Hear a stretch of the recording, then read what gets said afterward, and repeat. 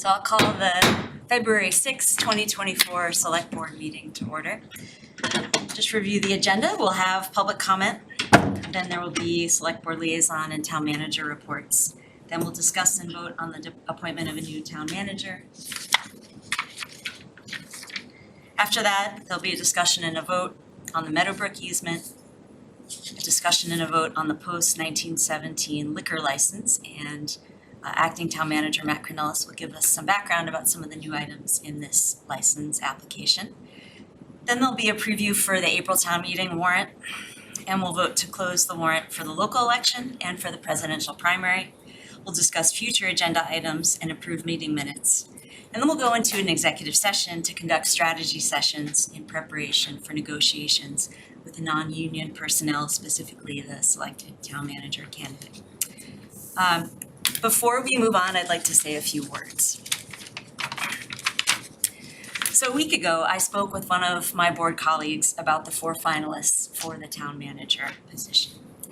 Later in the week, I received a text from another board member who wanted to talk without identifying a subject. We spent a few minutes talking about the town manager position. I violated the open meeting law by doing this, and I let you down, I let myself down, and I'm sorry. So to address this violation, I will recuse myself for the remainder of this process, and I'll do so in just a moment by handing the gavel over to the vice chair to conduct the rest of the meeting. I've had a great 2 years working with folks in town, meeting volunteers, and getting involved in a lot of the issues here.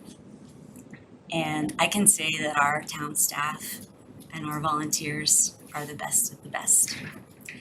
But separately from this recusal, and because of circumstances that I won't go into right now, I feel it's best for me and my family to resign from the select board, and I'll do so tomorrow. This is a really difficult decision for me, and I'll really miss working with town staff and volunteers. Now, I know that we have many boards and committees that are less than fully appointed, and they do an amazing job at the work that they have. And I know the select board will be no different. So with that, I turn the gavel to the vice chair. Thanks for listening and hopefully for understanding.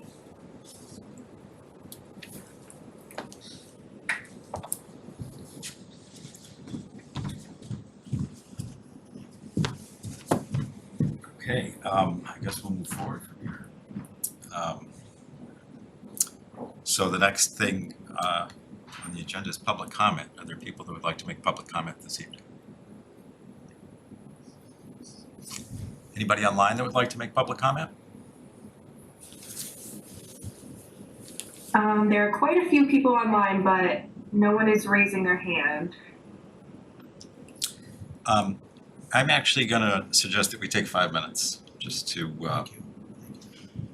so we're going to take a recess for 5 minutes and then we'll come back. So we're in recess for 5 minutes.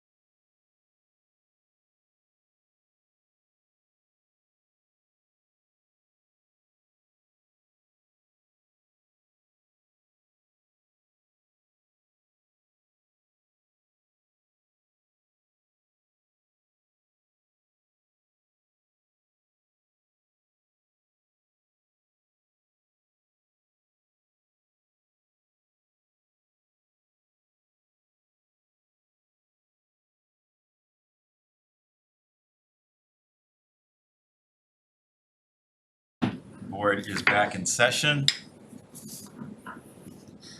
I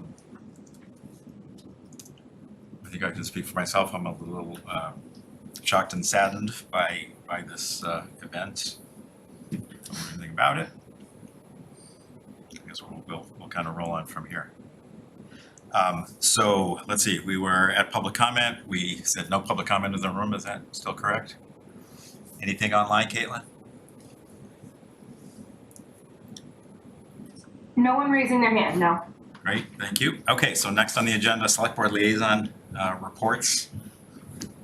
Wanna, Sure, Karen, you wanna start? Just a couple. So some good news, I got an update on green communities and I really appreciate our new green communities regional coordinator, Dylan Patel. He's being very conscientious. The draft regulations are still being reviewed by the House Telecommunications Committee. The earliest they might be done with that process is March 11th. So that's not bad. And then followed by that, there's a fortnightly publishing of new regulations. So there's that. So that puts us into maybe early April. And he is communicating that the select board may need to just take a vote to confirm what town meeting already decided to do and confirm that we will proceed with this process. And then there are two minor agreements that we will need to sign and our MLD will need to sign, and he will be with us to walk us through those processes. And then finally, then we should be in a good position to resubmit an application in time for the deadline of June 21st. And hopefully thereafter receive a new member grant of maybe $175,000, and then have the opportunity to either apply for a single year grant of $250,000 or a double year grant of $500,000 for all kinds of energy projects that we need in the town. So, you know, I said before, it might be we were in the middle of a senior center discussion with Walgreens, and I said that might be a good use of those funds, and, you know, I'd still say we could talk about it, and that might be a great use of that grant program. So we're on schedule.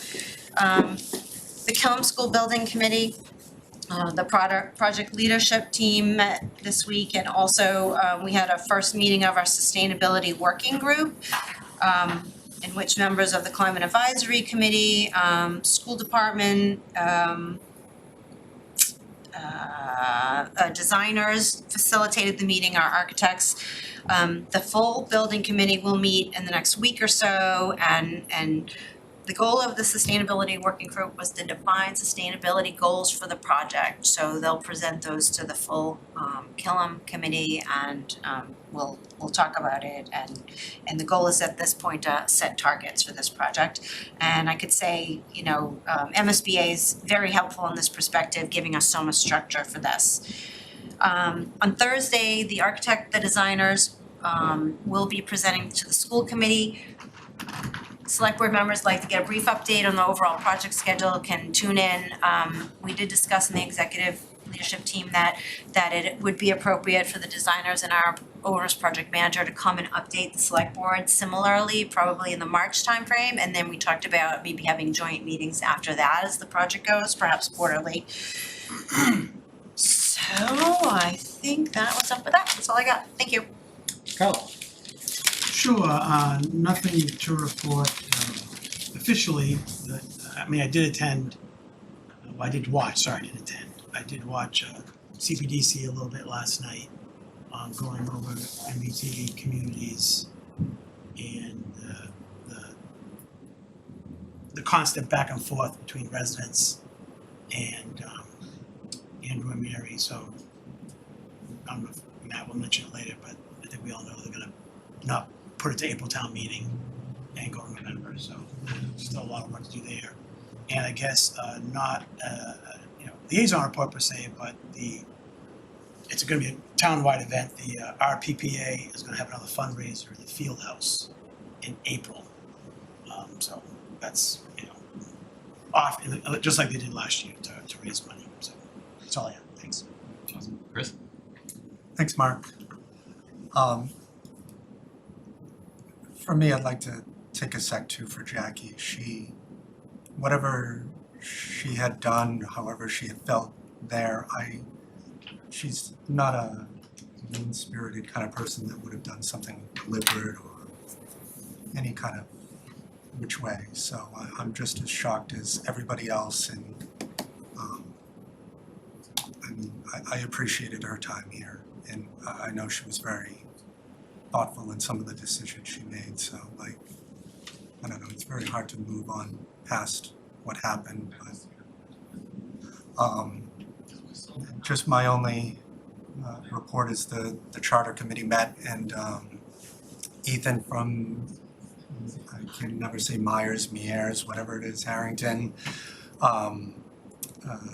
met with us, and we went over Articles 1 through 8. So we got all those hammered out with town council, with Ethan. And he has a couple items to bring back to us. And then I had Laura Jim send an email with the updated charter to every board and committee member and get their input on the sections that pertain to their board or committee. Like trails would give impact on that. The public in general will get another date after the election. We haven't discussed that, but we're getting feedback now from other boards and committees. So that's all I got. Good, thanks. Just a couple from my side also. The Reading Center for Active Living committee has been meeting, and again is meeting again, I believe, tomorrow night. We have worked with the architect. We have 3 different locations that are being explored. One of them is the current Pleasant Street Center. The second is the Oakland Road site. And the third is actually Simon's Way. And the architect is putting together some drawings of those activities. The next step is to get some community input on what's going on. There are 2 sessions coming up. One of them is Tuesday, February 13th at the Pleasant Street Center at 7 o'clock. I believe that location is still holding, but I'll make sure there's an announcement going out. And the second is currently scheduled for Saturday, March 2nd at 11:30 in the morning. And the hope is that these are open opportunities for the community to come in, to take a look at some of the drawings, to see what is being considered, and to get some feedback.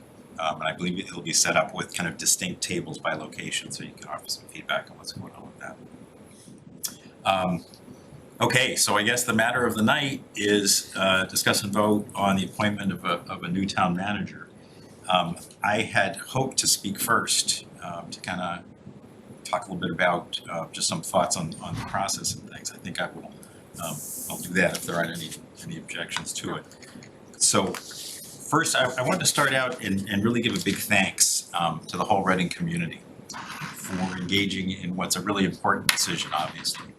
We had many volunteers come into the screening committee. We had a strong pool of candidates come in. We've had residents and especially volunteers in the community who watched the interviews and have shared their feedback about them. And the last few days in particular have been very hectic in terms of some of that responsibilities from my side. Town staff also needs to be thanked here too, for obviously for providing great service to our community, but also they took the time to meet with the candidates to get to know them better.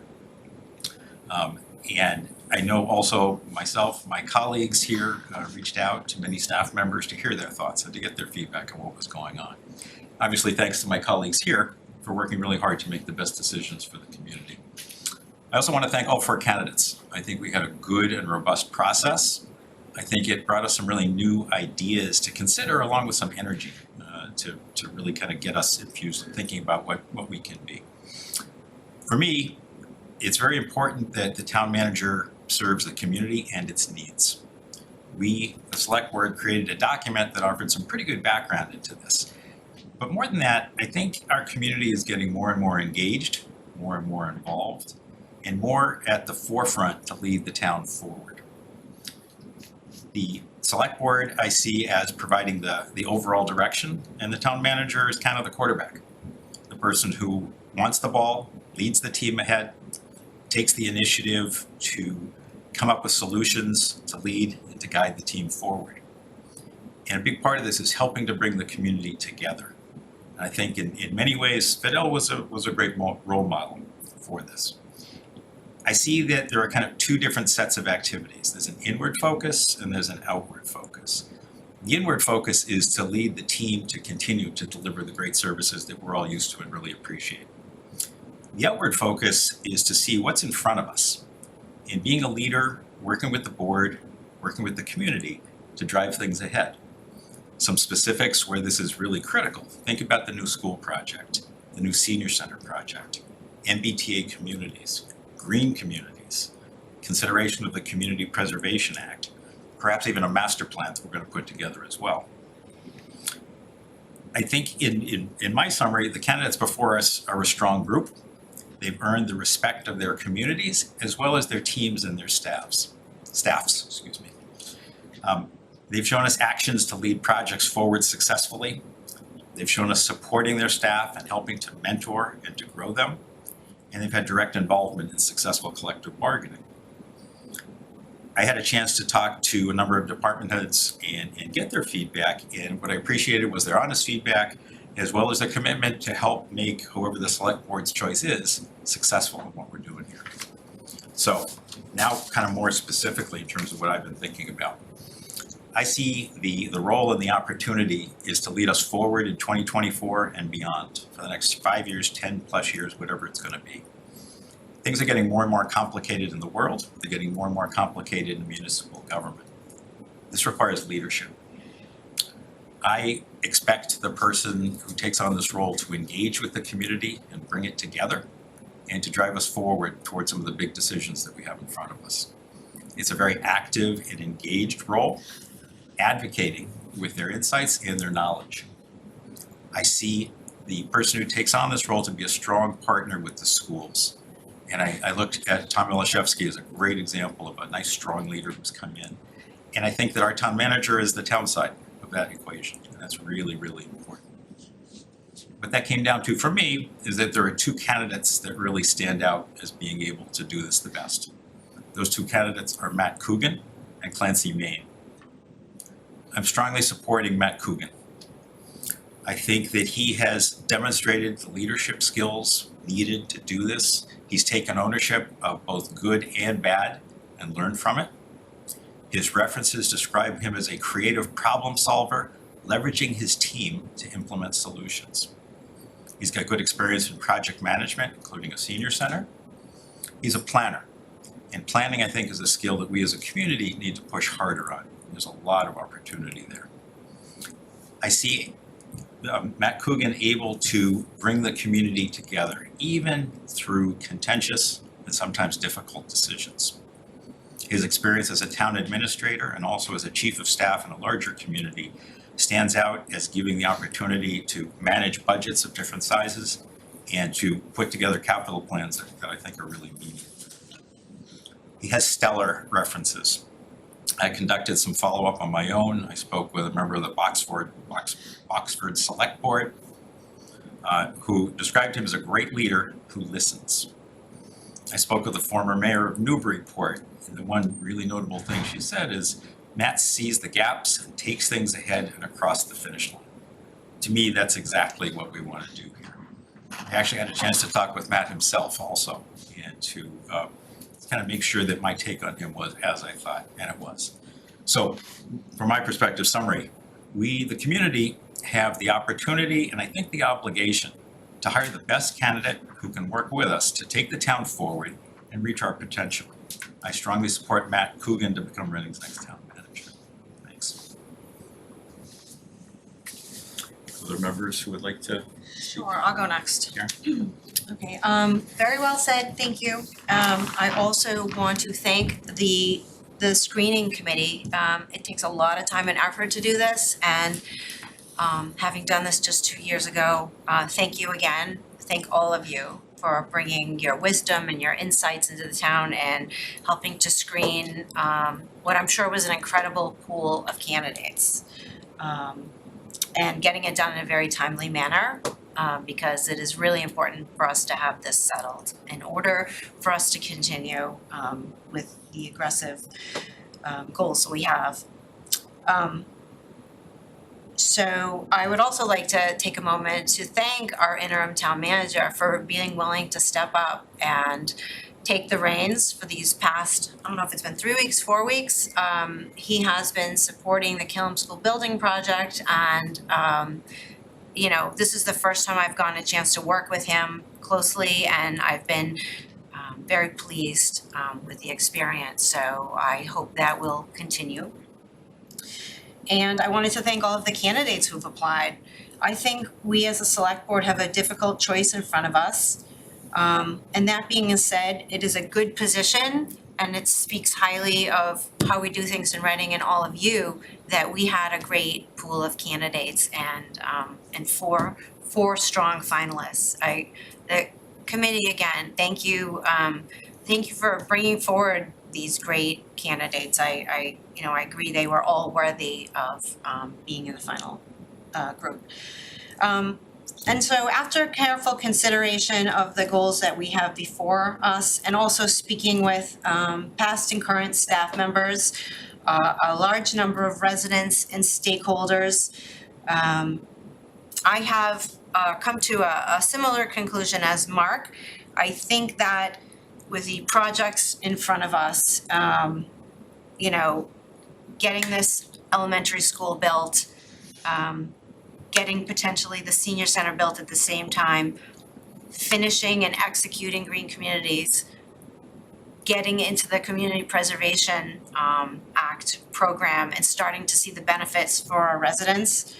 I also came to the conclusion that the two candidates who have, demonstrated that they are very comfortable leading these kinds of challenges and have also a really good understanding of municipal finance, because that is certainly wrapped up in all of those key initiatives. So I came to similar conclusion that I would put forth Matt Coogan and Clancy Main as my two preferred candidates out of four very strong candidates.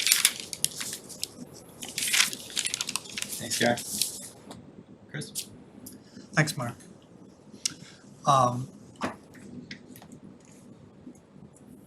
For me, last time during the process with Fidel, I made the comment that one of the reasons that I was voting for Fidel was that he ended up sending a note afterwards. And I think all the candidates must have known that, because obviously they all sent us an email afterwards. And Matt Coogan did go the extra mile and ended up sending a handwritten one. I don't know, to everybody, maybe just in any event. So it was good to see that Matt Coogan, when he did, own up to what he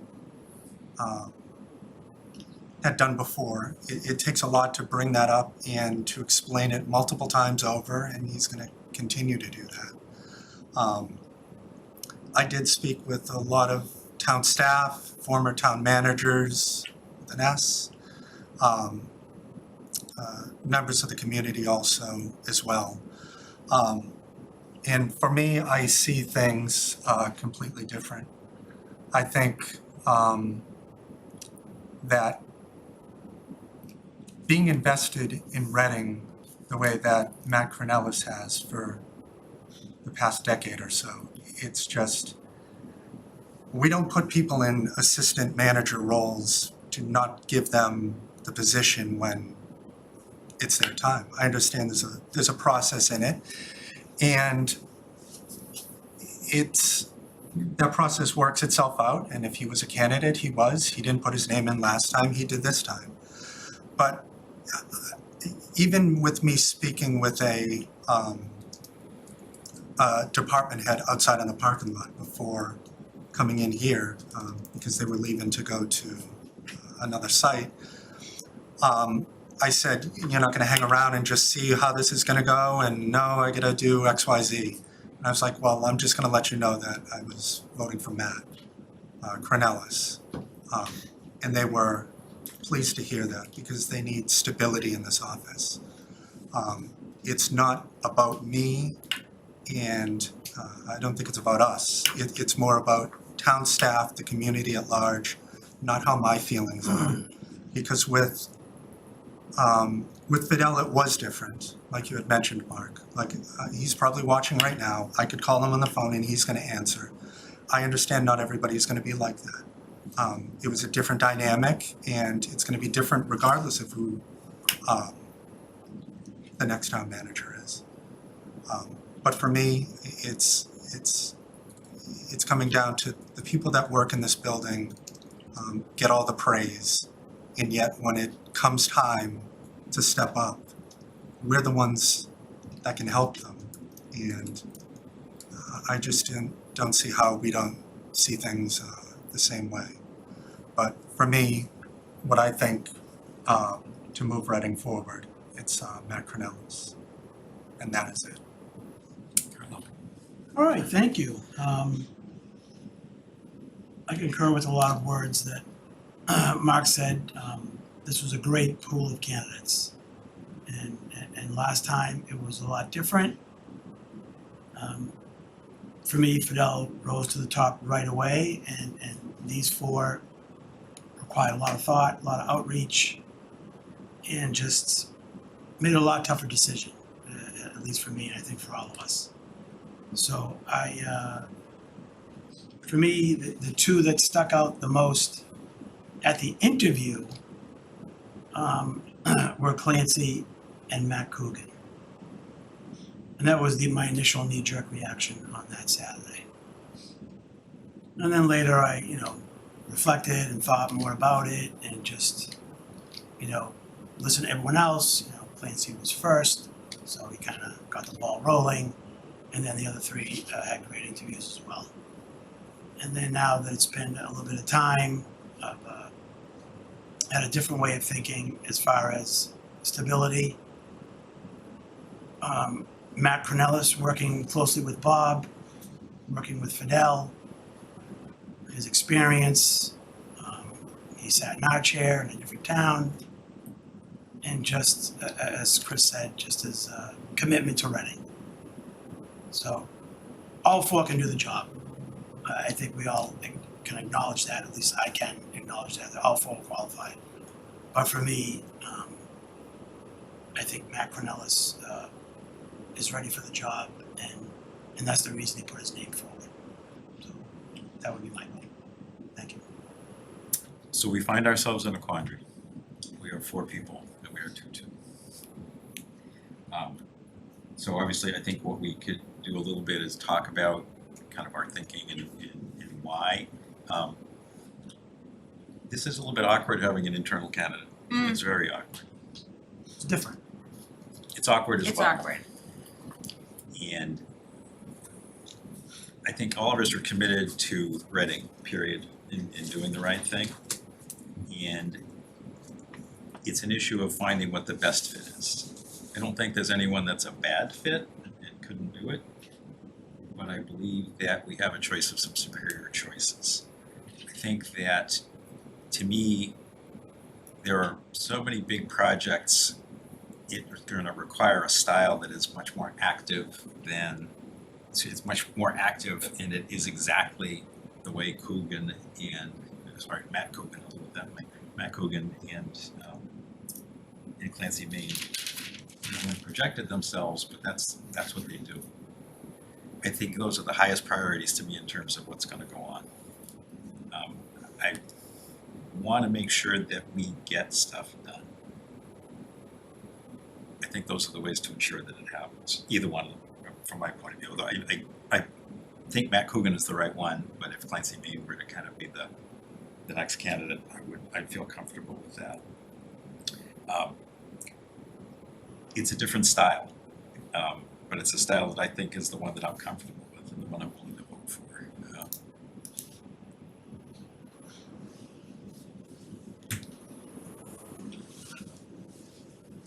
I agree that it's a different style, but I know that Matt has been here through all of the projects that you're just mentioning.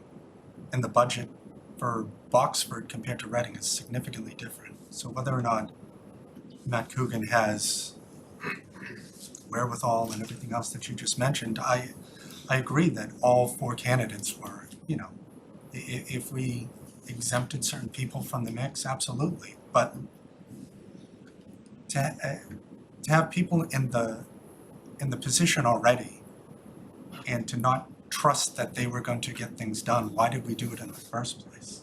Because we had to? We could have appointed anybody interim town manager, correct? We chose Matt. I mean, I just don't, I just don't see it that way, I guess. I don't know. And I'm not sure how this is gonna get resolved, and to me, it needs to be resolved. I mean, we can't do this plus that, like, in one night is just crazy. I don't know what else to say. That's Karen. Thanks. Yeah, I'd like to have this opportunity to talk a little bit more about my thinking as well. So Matt was promoted into the position of assistant town manager in the last year or so, and as a board, we had been encouraging Fidel to please give him more visible responsibilities, but yet, you know, none of us really had a chance to work with Matt. So only in the last 3 weeks, as I said, I've only gotten to work with him. So my thoughts and, you know, style is one way, and experience. I see one of the candidates that I've put forth as additive to the process, as bringing in some skills that we could use at this juncture in Reading.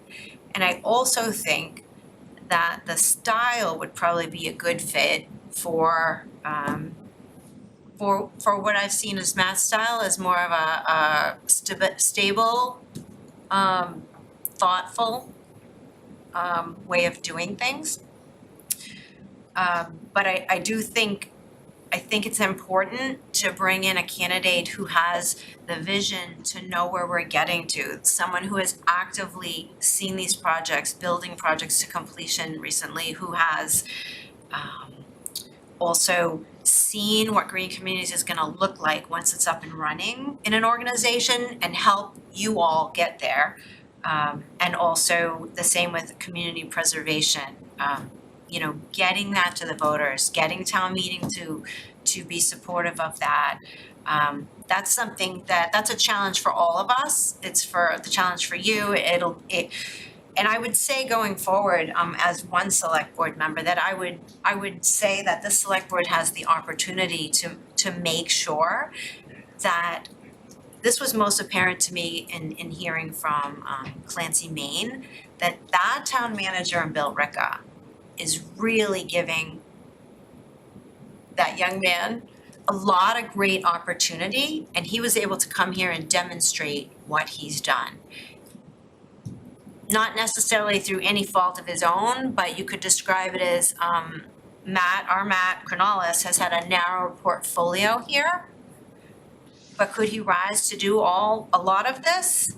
Yes, but that's why I think bringing in one of these candidates who is coming from a community where this has already been accomplished can bring in some additional skill set to help us all get there.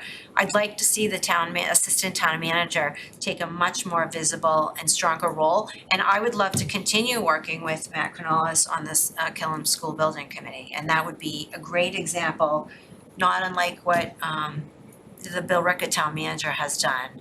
Give your assistant town manager a lot more responsibility, so that if we find ourselves in this position in a couple years, well, I hate to use your favorite term, but it would be a no-brainer, because we would have had a town manager that is very visible, that is very involved, and will be able to point to a number of accomplishments. And so that was kind of my thinking on that. I see bringing in say Matt Coogan as an additive process to help us, and you know what, I tell everyone we're running really lean and mean at town hall. I've gotten to see more, and I know that's true.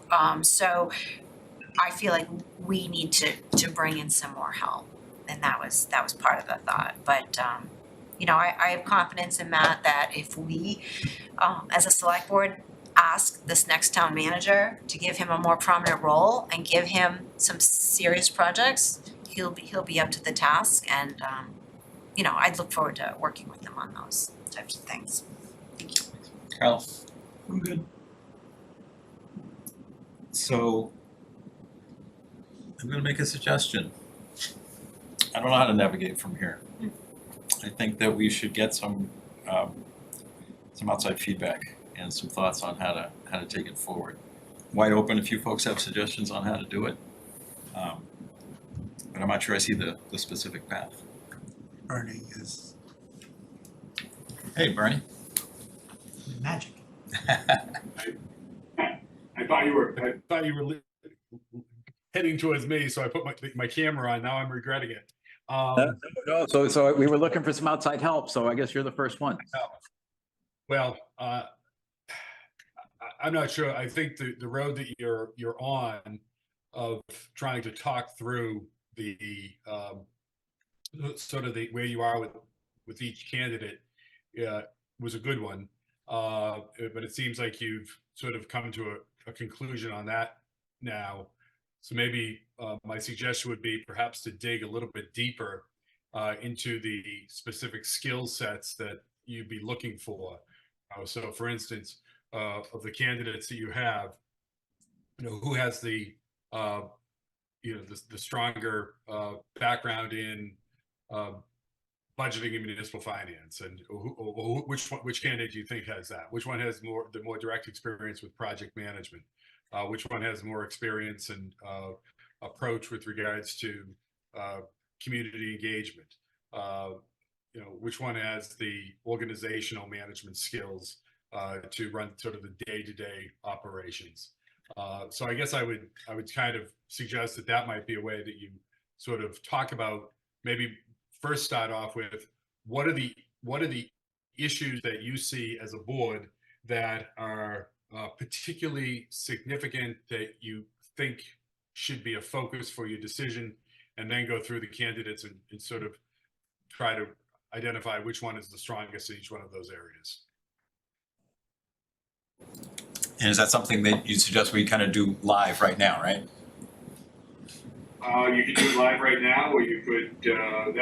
That's sort of my thought. You have the time. I don't know how much time you'd set aside for this evening, but yeah, that's something you could do right now. Does that strike folks? I have an opinion About the process or about the process. Bernie mentioned a litany of items over there. What not mentioned is what I had initially had brought up. I'd be hard pressed to find a single person in this entire building right now that isn't agreeing with what I'm saying. Yet here we are going against that. so I'm not sure what you said, but I would instantly say no. Agreeing to what? That you said something about an assistant town manager, that person would move up. That's never before happened. Never been an issue, and it's never before happened in the community. No, So then, it's not related to that, obviously, but there's a reason why we put people in roles. Like I said, we could have picked anyone. We could have had Jane be the assistant town manager if we wanted to. We could have picked anybody.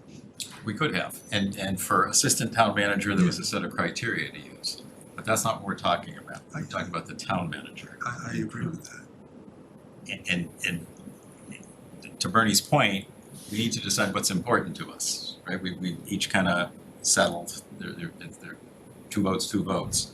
I think that the process Bernie is suggesting is that we take a look and say, what are the most important issues that we see, and how do things weigh in on that, and use that hopefully as a way to kind of help us see things a little bit differently. Minus stability. It's point blank. We've seen what's happened. We got the email the other day of what's happening. That's not public yet either. I want stability at town hall. That is what I want. I mean, doesn't everybody? Why wouldn't we want that? So one way to look at that is being very respectful and understanding and recognizing Matt Cronos's accomplishments, and not having him have to move into a town manager position, and the whole rest of the organization has to change. So I don't think us recommending bringing a new member onto the team means that the rest of the staff has no stability. because I think Matt is going to be there delivering in the assistant town manager role, and which I believe has just scraped the surface and has been underutilized. To that, I would just say, whose fault is that? For us, like, we don't, So we hang don't, on, we were talking specifically here about items that we want to look at that are most important to help us make the decision. I think let's focus on that, and we can talk through how we feel about different ones. From my perspective, a couple of things stand out strongly. One is community engagement, and by that I mean the ability to work with and bring the community together. Project management, we have a number of big projects already with the school and others.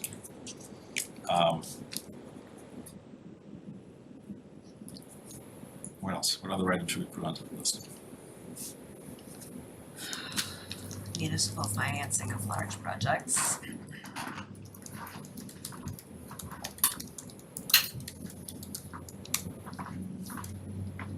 What else?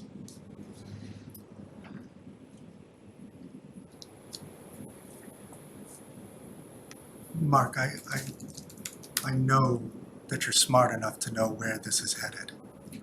And I understand what you're doing because Bernie is asking that, but you already know. And we're gonna be wasting everybody's time. We are. We need a way to break through. I understand that, Mark, but So to eliminate ideas on how to break it through, if you've got a better idea, please. But if not, then I'm not sure shooting at this is productive. I just don't see how we can, you let off with, I'm not taking massive notes over here, but you let off with community engagement. Matt's been a member of the community forever. You can't be more engaged than that. So He's that's been not what to- community engagement is. That's what it is to me. Okay, and I said specifically the ability to bring the community together. So the awkwardness that's here is that if there were good or bad things to say, we're not gonna be comfortable doing that. At least I'm not gonna be comfortable doing that. And that's not fair. It's an unfair situation. You know, one of these two folks is likely to become the town manager. Figuring out if we can take shots at one or the other is unproductive for everybody. It doesn't gonna do any good. I don't think we've done that. No one's done that. We haven't, but if by saying, well, this is what community engagement is, and I say, no, it's not, then we're gonna start to dig into it that way. I disagree, but Okay, so then let's leave my point on here in terms of bringing the community together. So what do you have? I have stability that Chris came up with. He said community engagement. Bringing the community together for these key decisions. Yeah. I have project management. Project management, that's what I'm missing. I have municipal finance. I have a question. So basically, we're trying to win, you know, it's kind of appropriate in a way, not appropriate, but kind of odd that we're sitting like this right now, right? And it's four of us, so that's a little bit tougher. And we all have our own opinions. So now we're trying to impose our views and our opinions who doesn't agree with us. Right? So we could go in circles all night long and just keep all these fine people here and we keep going in circles. So unless someone's gonna change their vote in the next 5 minutes, then we're gonna have to start over, kick this to another meeting, sit back and reflect. It's really hard to do this on the fly. I don't think I'm gonna convince Karen or Mark, and I don't think you're gonna convince me or Chris. That's my opinion. So for me, I'll just say this, because I don't need to say much, I already said it. It's resume. They all have great resumes, okay? Great references. I expect nothing less. Great feedback from a lot of these folks. But for me, I go mostly to resume. His tenure here, an attorney, working for the state, city council, selectmen, whatever it was called back in the day. To me, that holds a lot of weight. So that's where I stand. I'm not drawing a line in the sand, but I don't think any of us, I could be wrong, are gonna sway each other right now. Maybe we need another meeting to reflect, because we do have an agenda tonight, and I'm not trying to run the show, you're running the show, but I just think unless something overwhelming comes out of the woodwork, which it's not, to convince the four of us, I think we're just wasting time. I think you're right that we need to push to another meeting, but I think we need something to think about in order to kind of help us with that. So that we can at least come back not having said, well, it's just been another week and nothing's changed. I think we need something that is in our background to help us do some thinking and see if that has an impact. And frankly, if it is it the specifics of only one candidate, or is it the opportunity that there could be another candidate that could potentially sway this? I think that's a good point. Yeah, I don't know the answer to that, but I think that's something that we can reflect on. Are there other, so I understand the resume point, but I do think that we need to think about, what are the core things? I mean, I think each of us to some extent has laid out what our thinking is. I hear the stability point, engagement point, projects. Are there other things that are really important to this community that are going to help us make this final decision? But again, these are our opinions, our individual opinions. So if I say to you, Mark, I really need you to support Matt. I really need you to do this. Make it the third vote. And you say, I'll think about it. Let's meet again, right? Okay, that's fair. Or if you say, you know what, I want you to come support Matt Coogan or Clancy.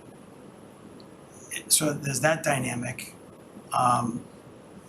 And I don't know if you guys remember from the last meeting, our next meeting is February vacation. And I really don't want to do this on Zoom. I am not going to be here. I've already committed to my family. So But we could have a special meeting. That's Right. another. Yeah, That's another. I think we would have a special meeting. I just want to make that. I want to make that announcement now, just because understood. I did make it last time. Understood. Can I ask a question, Bernie? Are there other methods that you have seen used by other communities that we can't be the first community to be in a deadlock? What other people do? Well, frankly, I've only seen this happen. There's only been one other community that we've had where this has happened that comes immediately to mind. In that case, it was a 3-member board with 1 member recused and the other 2 members voted 1-1. And that's the way it stood until the recused member was recalled and a new member came on and split and settled the vote. Excuse me, it wasn't the recused member that was recalled, it was one of the members that was recalled. That was the only time I've seen this. I have to go back and see if I can think of another occasion where this has happened. You usually just don't have even numbered votes. There was another community that comes to mind that had 2 members voting one way and 2 members not willing to vote at all. And that ended up putting off, they're going to be restarting a search as a result of that.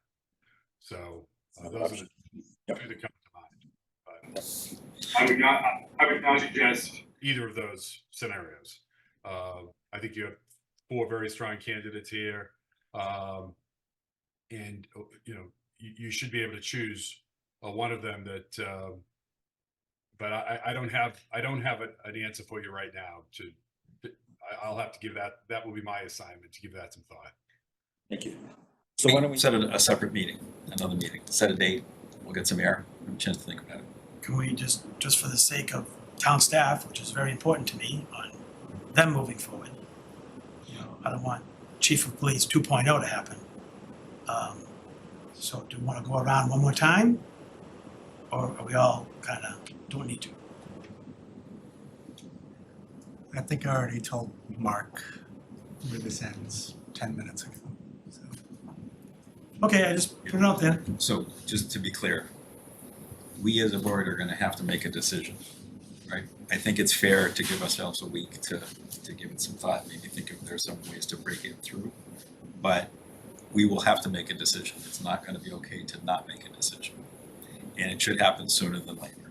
I don't think tonight is the right night. I think that there's just, it's, perhaps it got started not in the way that we all thought it was gonna get started.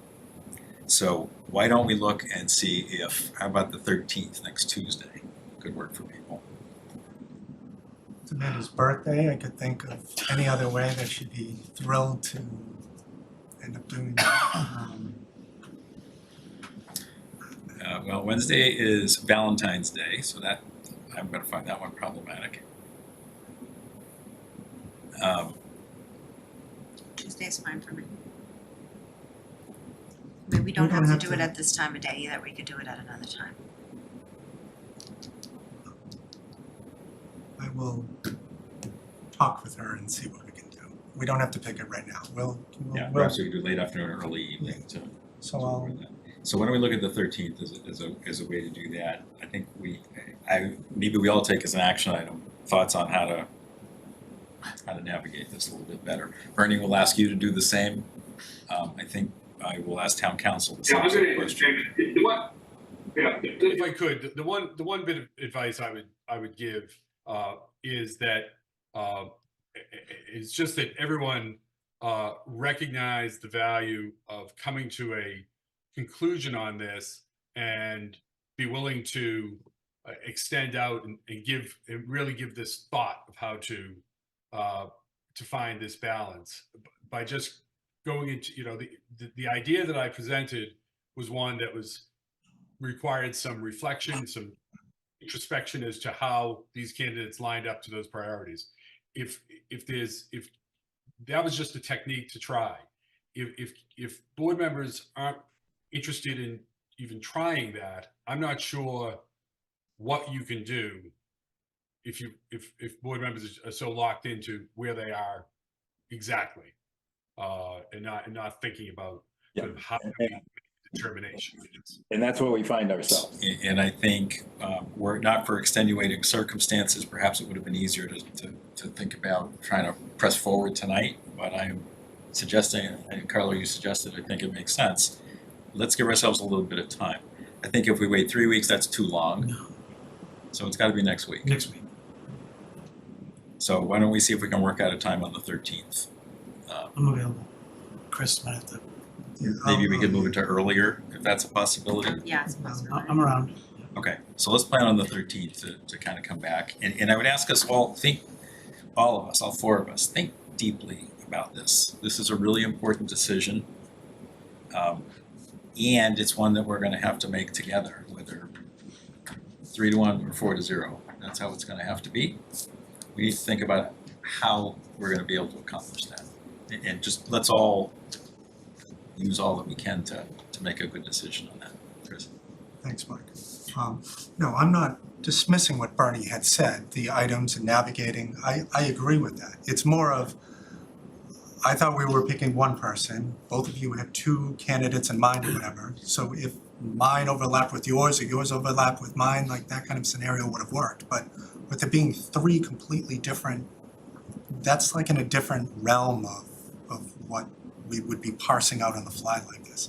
If I had known that we were picking two people, unless I was picking Antonio, then we'd be in a real situation. But I didn't think that we were coming to just discuss multiple applicants is My purpose in mentioning multiple applicants was that if there were other board members that felt strongly about the person I felt was number 2, I could very much be swayed. Same for me. And maybe it's something that would be worth you two thinking about, and we can certainly rethink as well. Is there another candidate? So we certainly had a preferred, so it's kind of between 2 at the moment, realistically. But maybe there is a compromise candidate that I don't want to say compromise candidate, a candidate that we could all agree upon. It's not a compromise candidate. We all agree that everyone here is they're here for a reason. They made it to the end, so we all agree on that. And again, the word awkward is the right word, because if we had all external candidates, it would be easy to kind of do it. I like this and I don't like that. and it's harder here. It's just awkward. It's hard and we got a major curveball tonight, so. Yeah, so I think that's the reason to push to the 13th. Let's just all be really thinking about it and realize that we will have to come to an agreement on the 13th of some sort, whether it's 3-1 or 4-0. We're gonna have to come to something on the 13th. That's fair. Any other comments? All right. Why don't we invite Matt to come join us if we could? Or Matt, if you're watching, can you just come back and come join us? Matt! Folks, we appreciate your coming and sharing support and wanting to know what the answer is. And we wish that we could have provided that tonight, but alas, it's gonna have to wait another week.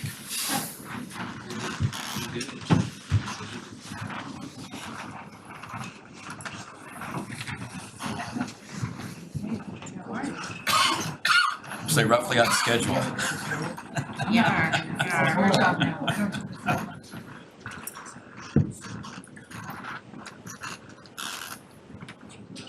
He's coming. Great, thank you, Laura.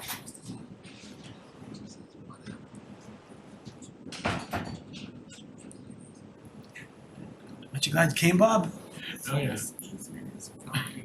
Chris is the secretary. You get the big bucks. Oh, while we've been That's working right. on it. Yeah. No, absolutely.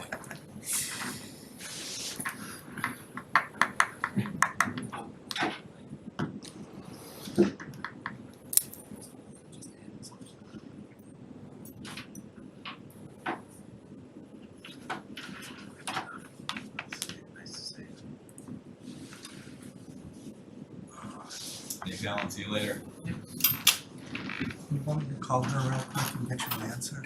Call who? Amanda? For 7 o'clock? I mean, it's her birth, like, Would 6 o'clock work for everybody? Yeah, I can do 6. Any, Would that work? even I could do early. 5. 5? I mean, I think let him, Yeah, all right, you negotiate on your side, let's make sure we can get the room. I'm very flexible on timing too, yeah. let's make it work, we'll make it work, that's all.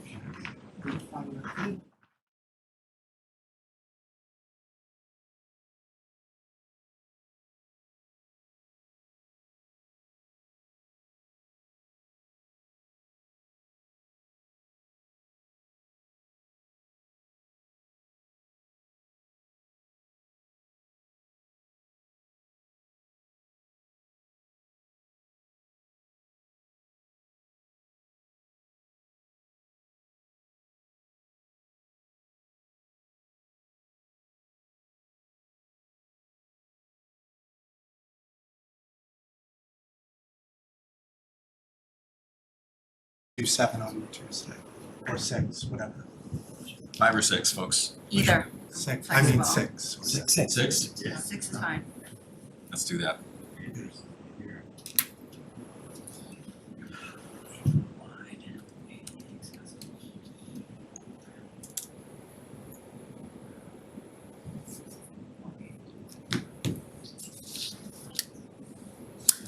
So the next item that's coming up as soon as Matt joins us will be discuss and vote on the Meadow Brook easement. I can give a little bit of background, maybe that's the thing to do here. Yeah.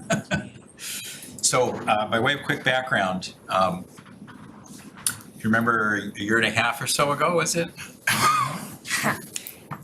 We bought lot 5, the community bought lot 5, and the hope was that we could work with Meadow Brook to allow for an easement through the back corner of the parking lot right into the town forest.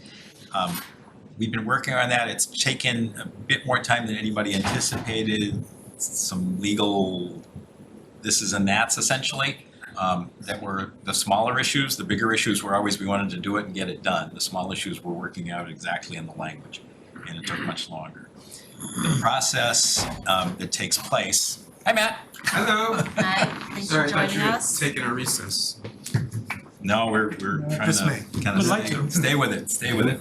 So we're talking about the Meadow Brook easement. Right. And so I was giving just the background in terms of kind of what brings us here now. Mhm. So it just ended up with some legal issues taking a lot longer than anticipated, nothing substantive. We had signed a memorandum of understanding with Meadow Brook, basically just making sure that we were protecting their interests even more. Fidel had signed that it expired in January. And because we're here and it's February, we had to have a new memorandum of understanding. It's exactly the same, except that it's signed now by acting town manager, Matt Cornelis. Easement, the terms of the easement, the most important things that Meadowbrook was wanting to make sure of, and we were as well, is that the town would be encouraging people to go that way into the town forest and ideally through this easement rather than through other parts of Meadowbrook's land. The town's responsible for signage. Meadowbrook gets to take a look at it just to make sure they're approving of it.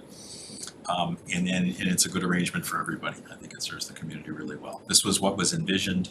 A couple of extra pieces to it. Matt, from your perspective, anything else? No, you stated it correctly, Mark. Thank you very much for that.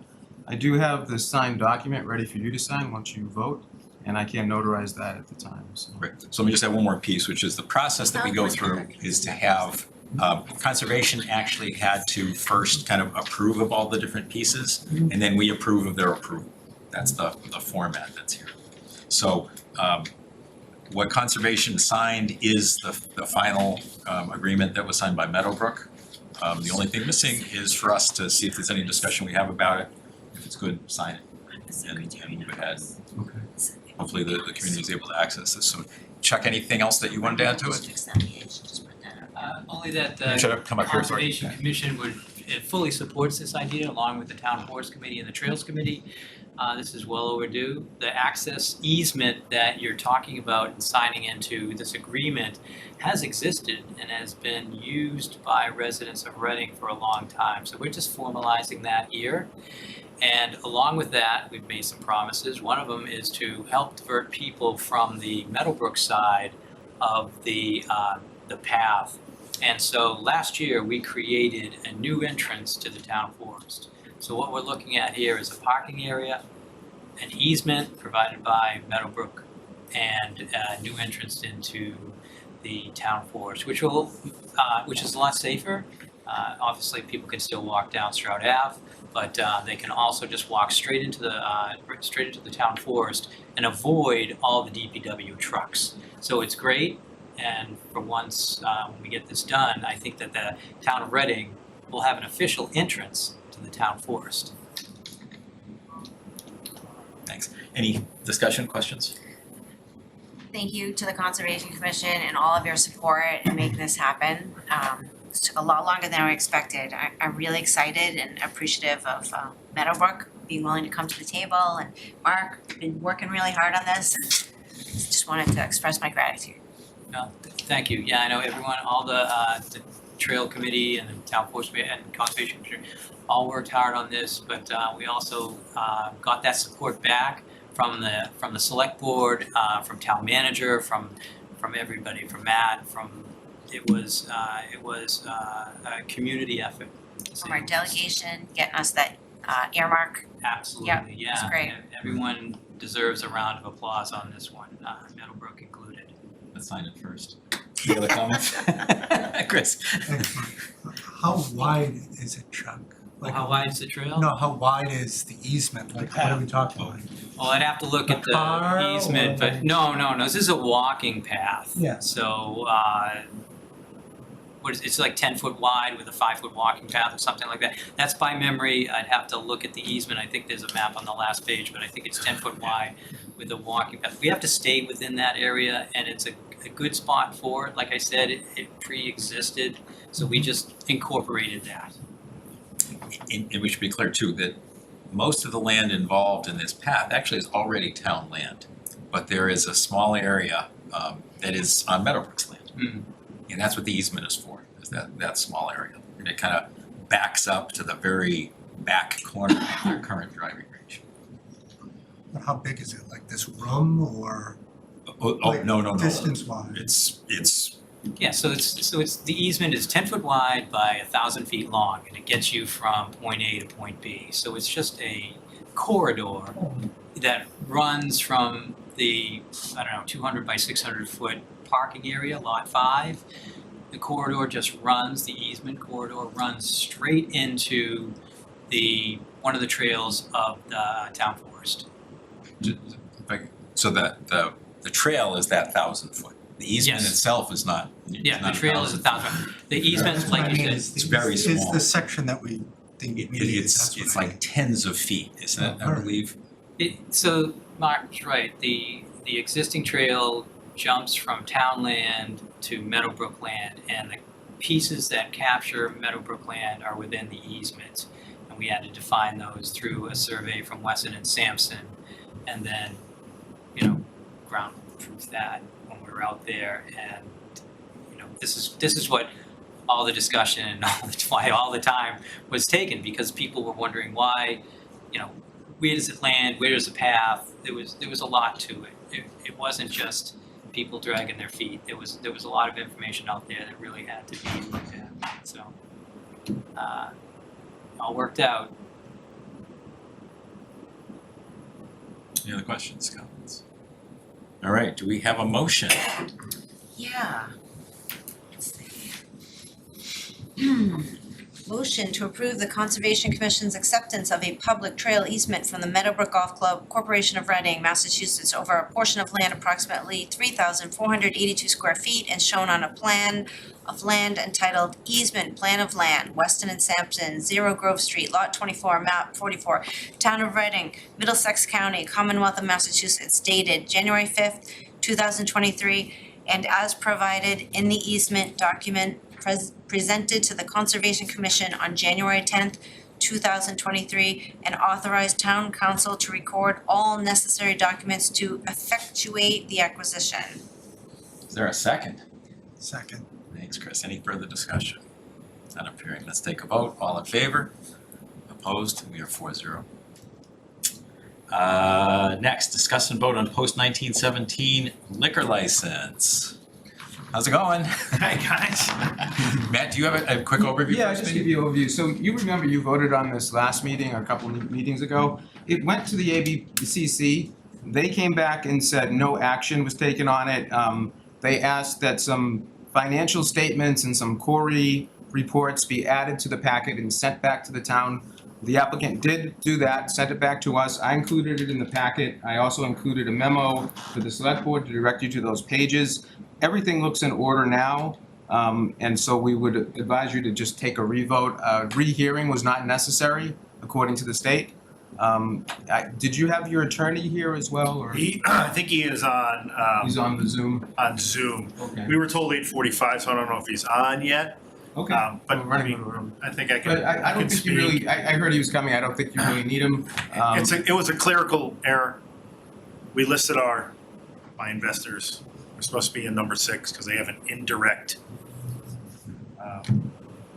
whatever the word is, to the business, and they wanted that on there. They said we needed a vote. I said, okay. They were very nice about it, and here we are. So, sorry to waste your time, but. Well, we're gonna get it right. Not over until the paperwork's complete. Yes, so I think we gave them everything.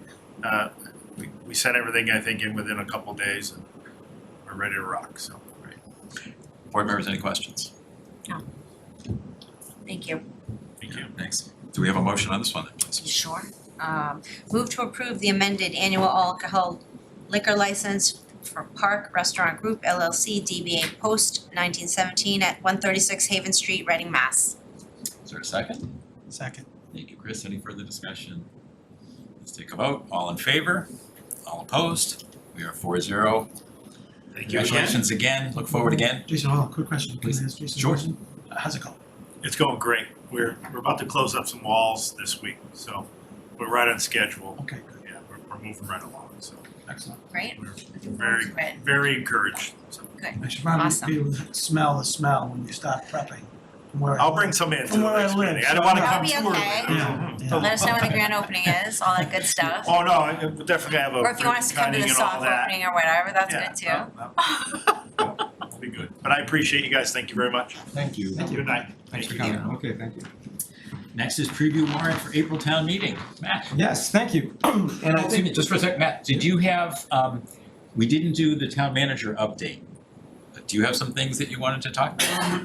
the only thing I wanted to mention on the town manager update was, and people already know this, but Jane Kinsella, who's been a longtime employee here, DPW director, when I started here, she worked under me and she soon surpassed me. with a lot of her skills. She is retiring at the end of the week. And so I just wanted to mention that, thank her for her service here in Reading. She's done an excellent job. She'll probably, we're talking about her coming back and helping out a little bit, even post-retirement for a few months. Chris Cole is now the director. So it's a big change for us, and I wanted to wish Jane well. She Absolutely. she disagreed with me making a making a statement on it because she's very modest, but if she's listening out there, thank you, Jane, for all your service. Yeah, absolutely. I think that we did during the budget presentations, I think we offered her our gratitude, but she's been a fixture in this community and has done an incredible job. And wow, yeah, and I know Chris is up to the task, but it's always hard when you have to say, see as someone, you're not gonna be here full time anymore. Yes, yeah, no, it's hard to say goodbye, but we wish her well. I don't begrudge anybody retiring these days, that's for sure. No, and I definitely appreciate transitions, longer Yes. transitions, Yeah. so thank you, Jane, if you're Thank you, watching. Jane. So we could move on to the warrant. We do want to cover that tonight. So I think, Caitlin, if you could put it up on the screen, maybe. Sorry, I'm looking behind my shoulder. And Sharon's also here to help and answer any questions as well.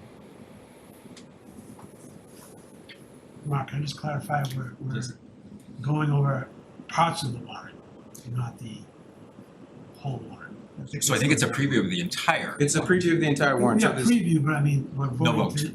no No vote. vote voting, tonight. we're just previewing it. Yeah, so those are separate items. We will vote for the two Yeah, elections. that's Yes, right. we'll do that separately. That's what I meant. Yeah, We're yes. voting on the two, right? Right, Correct. that'll come after, and Laura Gem is here to discuss those. Yeah, yeah. So on the annual town meeting warrant, there's 16 articles that we have currently. And I think that, good, Caitlin, to put them up. Sharon's also gonna help and provide a little bit of a report on at least one of the articles. Article 1 is the local election. That will happen actually before town meeting this year because we had moved it to March 5th. So that is happening. Article 2 is written reports. The moderator could decide there on written reports. I don't have any currently. Article 3, instructions. Those are instructional motions, which we usually defer to the last night. I don't have any currently, but if they come in, we will have those. That was Article 3. Article 4, as we move along, that's the one that discusses capital. It's on every year, and we amend the capital improvement plan every year. This year, I know that at least one board member asked for a little more detail. Sharon was good enough to put together a few reports that were in your packet. So maybe we'll turn it over to Sharon for a minute, and I think Sharon may be working on her own computer to run through that fairly quickly at the request. Spreadsheet kind of a legal, it's easier for me to drive, if you don't mind. Yeah, no, that's great. Thank you, Sharon. Can you see my screen? Sort of. Only Mark can. Only page 3. That's the way the projector is. I can see page 2 of it. Can you see it now, or does it need to be bigger? Could you make it a A little little bigger? bigger would be great. Thank you. Well, it's not gonna fit in the screen. I can scroll across, yes. Does that help at all? A lot. Oh. We only need to see the first couple, You I've can got just things tell color us. coded, so we'll stop and look to the right of what my comments are. Can you see it at all, or does it need to be bigger?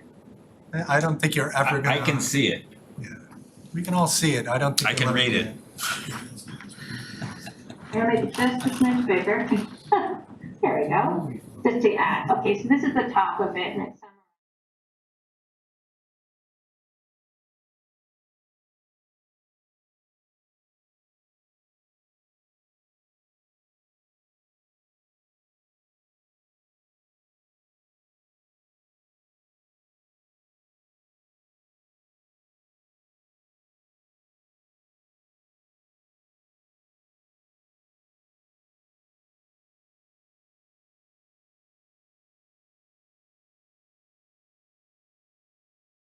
Sooner than we would have expected. Those are the kind of things that kind of move things around. One of the things that was brought to my attention when we met in preparation for April town meeting was that the Coolidge alarm panel that had been on here, let me scroll to the right, it had been on here for a design and then a borrowing, so we're reducing it by 210. So you basically had 55,000 here under fiscal 26 prior and 250 for a full replacement. This alarm panel has been giving them some trouble, and so they can't wait until 26. The panel needs to be replaced, and so they're changing the scope of work and replacing just that panel. They're not gonna design and do a whole new setup. And so that's those two spots, the 55,000 and the 250, were deleted and moved up a $95,000 item to fiscal 24. And this money for this is gonna come from the Parker Roof project. As you recall, we had some access there. And so we opted to use that. So There won't be any free cash to use this. It will be a transfer from an existing capital project. We've already checked with bond council. It's an allowable transfer. So this will get this problem taken care of sooner rather than later because it, wasn't going to wait until 26. To be The other sure, thing- Yeah, is still left in that Parker roof Borrowing. So there's another, after this 95,000, there's another like like 98,000. So I'm getting to that because there's another plan for that. you. So we had received a couple weeks ago an email from Tom Milichalski asking us if there was any flexibility on where we had the field house floor. We had it 2 years out. I think it was supposed to be debt in 2027.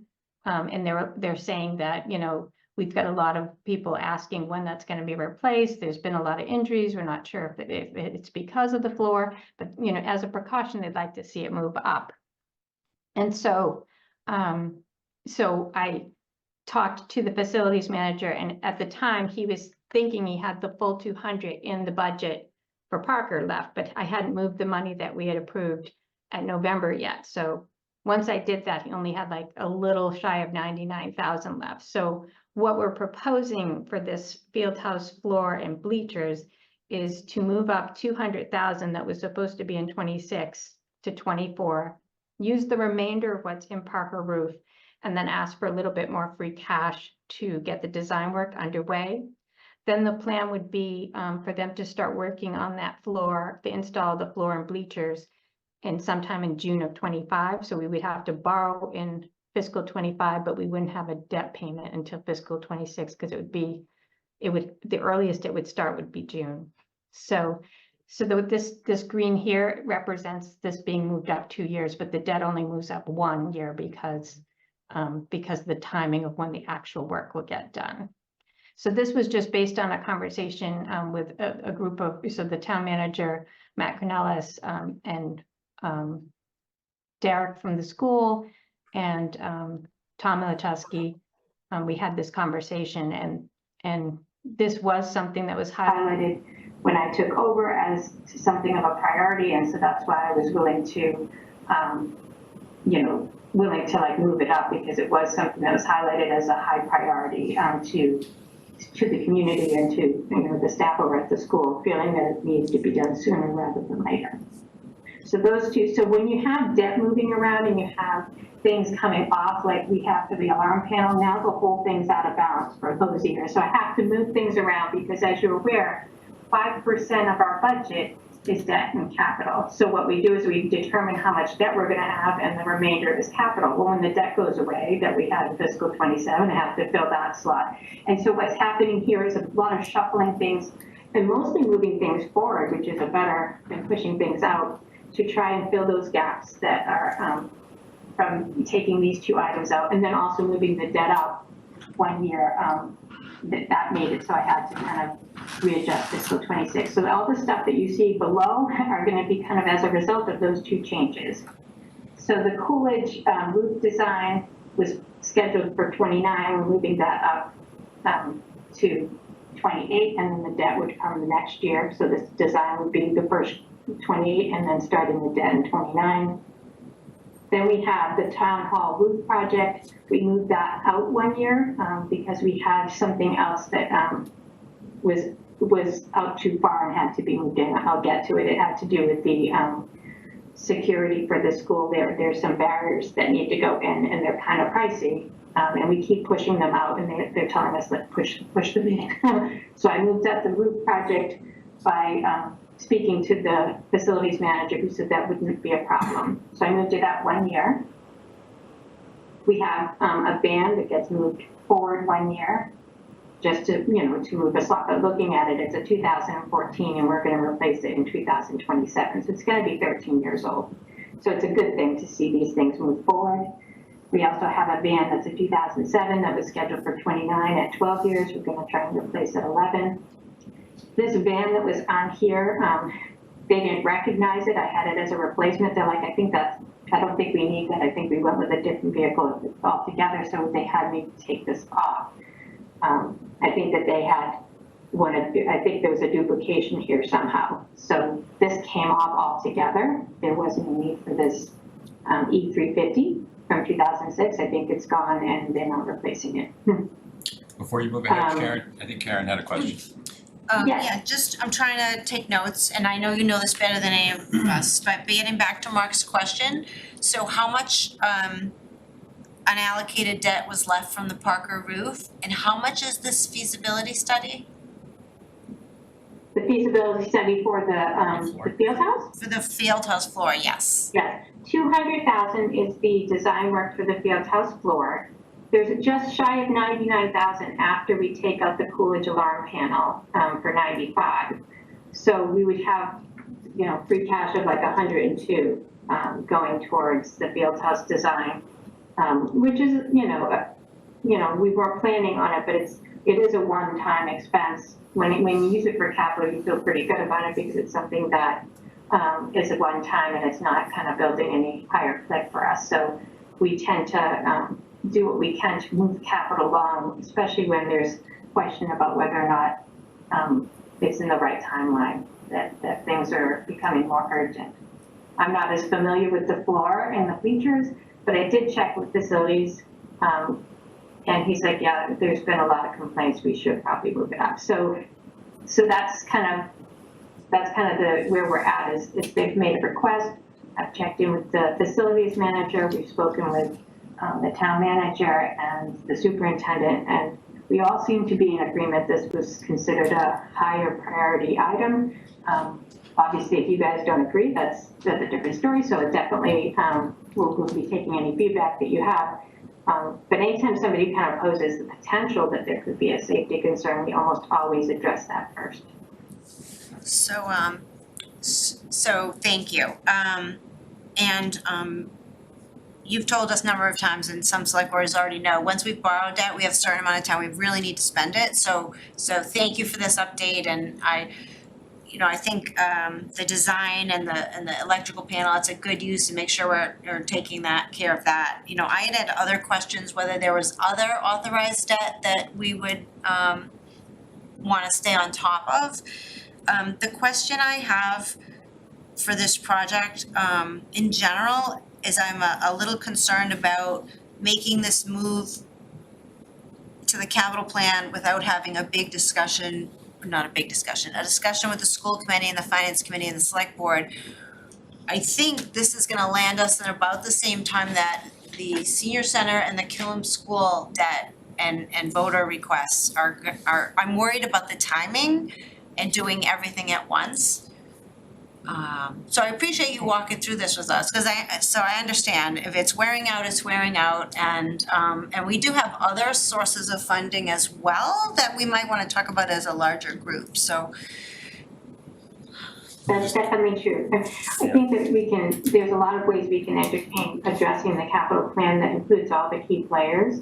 I think we could potentially, I know in the past we've done like kind of a priority list, like these are the things that are being suggested to be moved up. Some of them are high priority just by their nature, but some of them, could you could help us select which ones we move forward if that was an option. The other thing I think would be a good idea, just as I get involved with the select board, with the capital planning that currently exists, is maybe invite the liaison, the finance liaison on the select board to the capital meetings with the department heads. So there's always a key player of the select board in the room. Because a lot of times these decisions aren't being made, for all this group came to us, it's really department head saying, this isn't gonna last, or this pricing has gone up and now we have to shift things. It's more about that than it is about, it's not like there's a ton of extra money for capital. We're like, okay, what do you wanna do? Do you wanna do this park, or you want, it's a lot of times it's things that have to happen, like we got a fire engine we have to replace, and it's gonna cost us more, I gotta push this out, I gotta move this in.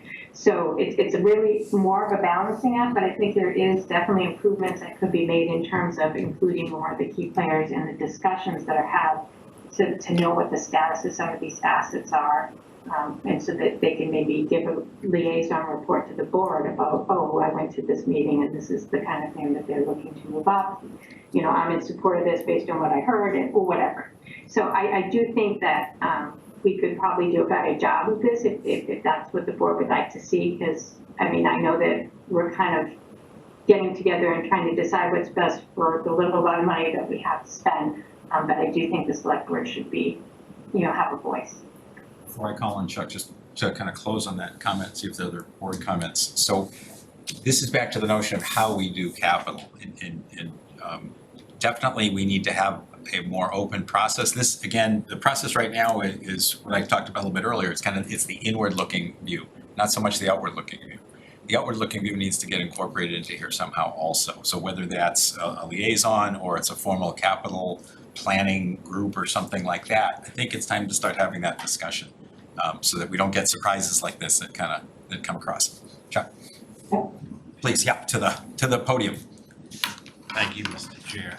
Chuck Robinson, this school committee had asked me to come down just to discuss this. And I mean, this isn't a new capital request. This has been in the capital plan for quite some time, and it's actually, the floor is 20 years old, and I've lost count of how many times I've gotten a text from either a volleyball coach or a girls basketball coach or a boys basketball coach about somebody blowing out a knee or whatever. So we need to do something with it, and this came to a head this year because within the last 30 days we've had two injuries. So we just, you know, it's time to, you know, stop pushing it along and talking about it and doing it. And so but you know, I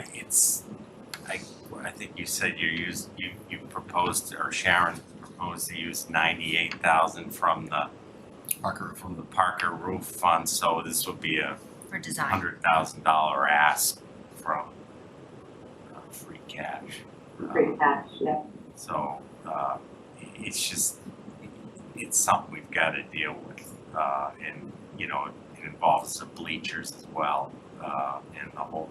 I mean, there's more given this floor in this room than there is down there, and you know, we could eventually have a lawsuit because somebody got injured. I'm thinking of all the other use that floor gets, like recreation and everything. So that's just our 2 cents. Thanks, Thank Chris. you. Thanks, Mark. Thanks, Chuck. I see things a little differently. I just want to know how we ended up in this position in the first place. Because if the floor was improperly glued or whatever, I believe I saw that in here somewhere, that it was improperly glued down or something, why are we even dealing with this? Shouldn't we have known that back then? And that's why this has led to it failing? I'm gonna guess the useful life isn't 20 years.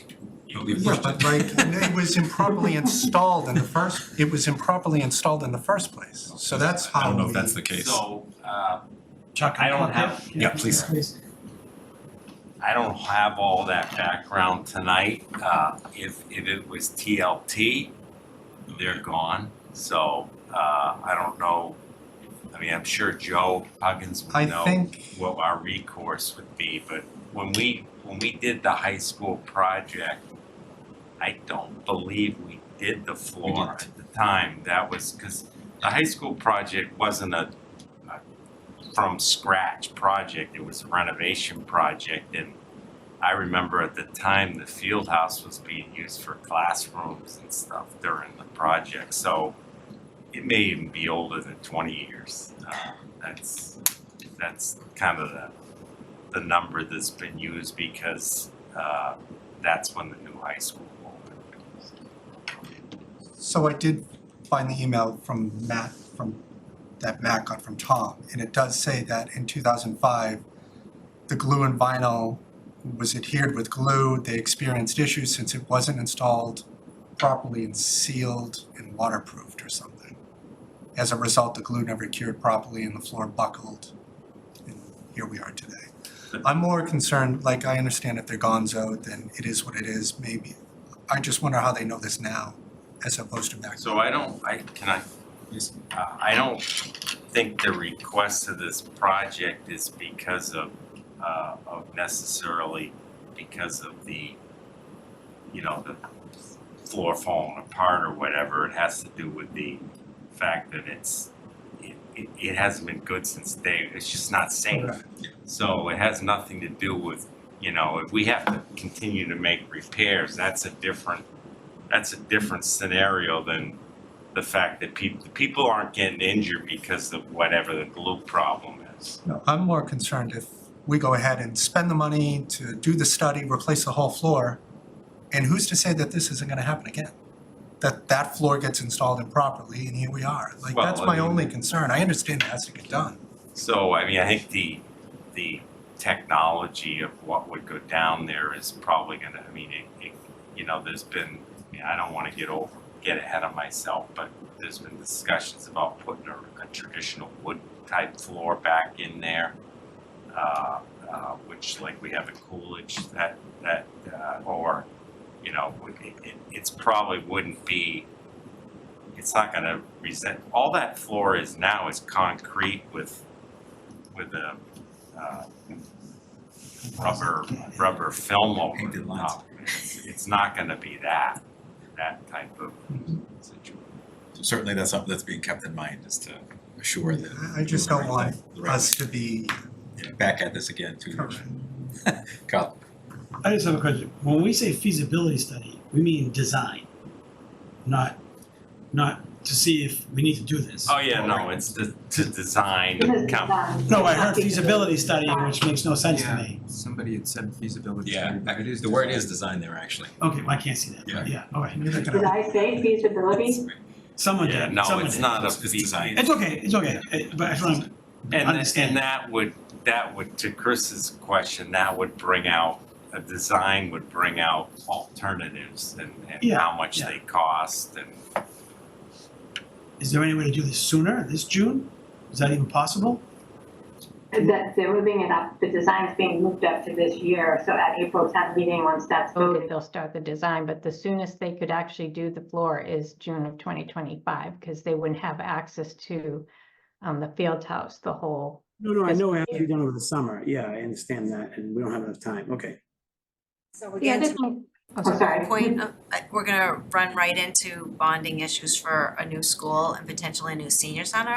But I will say that I was on the phone with Senator Lewis's office today, asking them about, you know, could you get us some help with this? How do schools pay for capital? Because we're gonna have a session on your chapter 70 funding, but I understand that that is operational funding only. Yep. So anyway, those are my general concerns. I'm fine with the design work. So, can I ask, for a question for Sharon, the bonding wouldn't be for the feasibility, No. or not the, Right, but it'd be for the 1.7. The design. the design. No, It's the for actual work. if we, the next step. Yeah, Can we have an idea how much the next step? 1.7 million. Oh, Sorry, it needs to be bigger. I still, yes, I see page So 3. it's akin to a turf field. Yeah. So, and kind of maybe to wrap this up on a little bit to Karen's point, we're, the current process doesn't necessarily bring in that outside input, and we end up more in a whack-a-mole kind of mode than a clear plan. And I'm not taking a shot at things, because we do try to plan. We plan for this in a few more years. But the reality here we're saying is that you can't wait that long, right? It should have been done before, you can't fix that. so we should do it now, we gotta get it done. It will impinge upon 2 or 3 other potential things going on in the community that are all gonna have to, require bonding and debt. So at some point, Yeah, we'll but be different looking, type of debt. different type of debt, but, Anything, I'm you gonna know, use, this is debt inside the levy, which is covered by the tax levy. Whereas if you have a project that's over $4 million, our FinCom policy is that we have to do excluded debt for that. And so excluded debt gets added to the levy if it's approved by the voter. So this debt here would be already there, and it's, obviously it's in some form, whether it be the field house floor or something else. So either it would be capital or it would be debt because of our policy of using 5% of our budget for debt and capital inside the levy. right, So the Killam project and the senior center would be excluded debt and would not affect our ability to do what we already had inside the levy. And excluded debt would go to the voters for. no issue, but Exactly. when And so we are, that, all that debt service gets added on top of the levy if it's approved by the voters, by the residents. right, but it, as a bond rating agency, I'm looking at the total amount of debt that the community has, whether inside the levy or excluded. And that impacts rates. Yeah, true, but I would say that we've had the last couple audits, the auditors comment on all of our debt being paid off within, a 10-year timeframe. Like that our debt is extremely low for a community our size. So I'm not concerned about the debt level, especially with something this small, especially where it's pointing to a potential safety issue for the kids. And that's the only reason I kind of moved it up without really thinking much of it, is if there is a potential that it could be causing any harm, I'd rather do it now than later. I guess that was my thought process. Certainly, I'm bringing it to you because if your thoughts are very different, we can certainly move it back out. But the case that was made by the school committee, by the superintendent, and by Derek was a strong one. So I felt that you'd want me to move it up. I do feel like there should be some forum for us to kind of have these discussions and get on the same page. Exactly, that's it. I Not don't hearing any pushback at all on the topic, other than, hey, let's sit down together when we're going through this, so that something, literally, no one in this board, I don't think, knew that this was coming until last week when we got a note from Matt. Right. And Yet it's we didn't proposed for know the either capital. that And they the needed finance to committee move hasn't seen it yet, right? Yeah. To see it first. It's been on, obviously, there, but we got a call from Joe Huggins, the superintendent, saying, hey, this is time to do it. And we had a meeting and I said, okay, provide me with something in writing. We will put it on the warrant and see how it goes. And, that's. All good. Again, I haven't heard anybody push back on this. Right. So, Right. I don't But think, your also, point is too, well taken, nothing gets Tamara. on the warrant without going through the select board. I mean, if you disagreed with this, I would make the change, and you know what I mean? So I know It that seems like we're making these decisions without you, but nothing ends up on the town meeting warrant without your approval. Yeah, no, I just wish, I I don't, wish there was a better way. I get yeah, the it. sequential we're not gonna process wish, we're is, gonna talk about it. Yeah. But not tonight. Okay, We'll figure it out, I'm sure. cool. very good. Okay, Thank you. we'll let you move to the next Do you want item. me to proceed with Thanks this, for or was listening. that the primary concern that you wanted to see what the reasons were Do you behind want the to field still house? talk about capital or? Yeah, I'd like What- to talk about yeah, proposed what- changes. Do you have any other big changes going on? Or are they all kind of just? But the one thing that I was mentioning before, if I scroll down, like you'll see most things are just moving up a year. This Bobcat skid, they said has a longer life. And I could move it out, but that this Bobcat utility is a little more expensive. I had to increase this by, it was 35,000, like that's gonna cost us 85,000. So I moved this out to afford this. Anything big? This is the big thing. The vehicle barriers for all the schools. That was part of the security study and was not affordable within the borrowing that we had done. And we had it in 2030. I moved it up 1 year and pushed out the roof 1 year to try and move it forward more. I mean, it's one of those projects, just like anything else. If it's bigger, it's harder to fit it in any given year with other things. So we have to do the balancing act. Everything else is fairly small, nothing earth-shattering.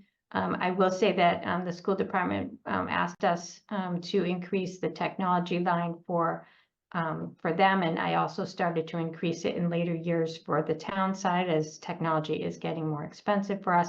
And I typically don't see like computers on that line necessarily. It's more of our more expensive like servers and things like that, networking stuff that ends up, on this line. They could put computers there, but computers tend to be more of an operating expense, at least on our side of the books. These are, you'll see that these have been increased. The other change that was asked of us is this computer aided dispatch. I added it in November at 400,000, and there was thought that they'd have enough available funds in one of the revolving funds to cover the additional 55,000, and it turns out they don't. So that had to be increased by 55,000 in fiscal 25. So I must have taken something and moved it out. The other thing was this driver's ed vehicle. I had one in 2029 because prior to Susan leaving, she made a comment that she was going to use the revolving fund, the adult ed, to buy the driver's ed vehicle. And I thought she had replaced it, and it turns out she hasn't. So that they said this car's in bad shape. And so I moved it up. So I had to do a little bit of flipping for fiscal 25, but the total remains the same as what we talked about in November. Anything else? Are you all set at basically 5%? Capital and debt balanced. Yeah, if down you come up to 1.0. the top, the way you read this. So we talked about fiscal 25 being our last year at 5.5. It's just slightly above 5.5. And then you see that they were at 5% each year. And then in 31, we have a little extra money here, a little extra money here. So the later years obviously have more because, we don't know, what we're going to fill those with. Things get, as we get closer to the years, it becomes more apparent what things need to be in what years.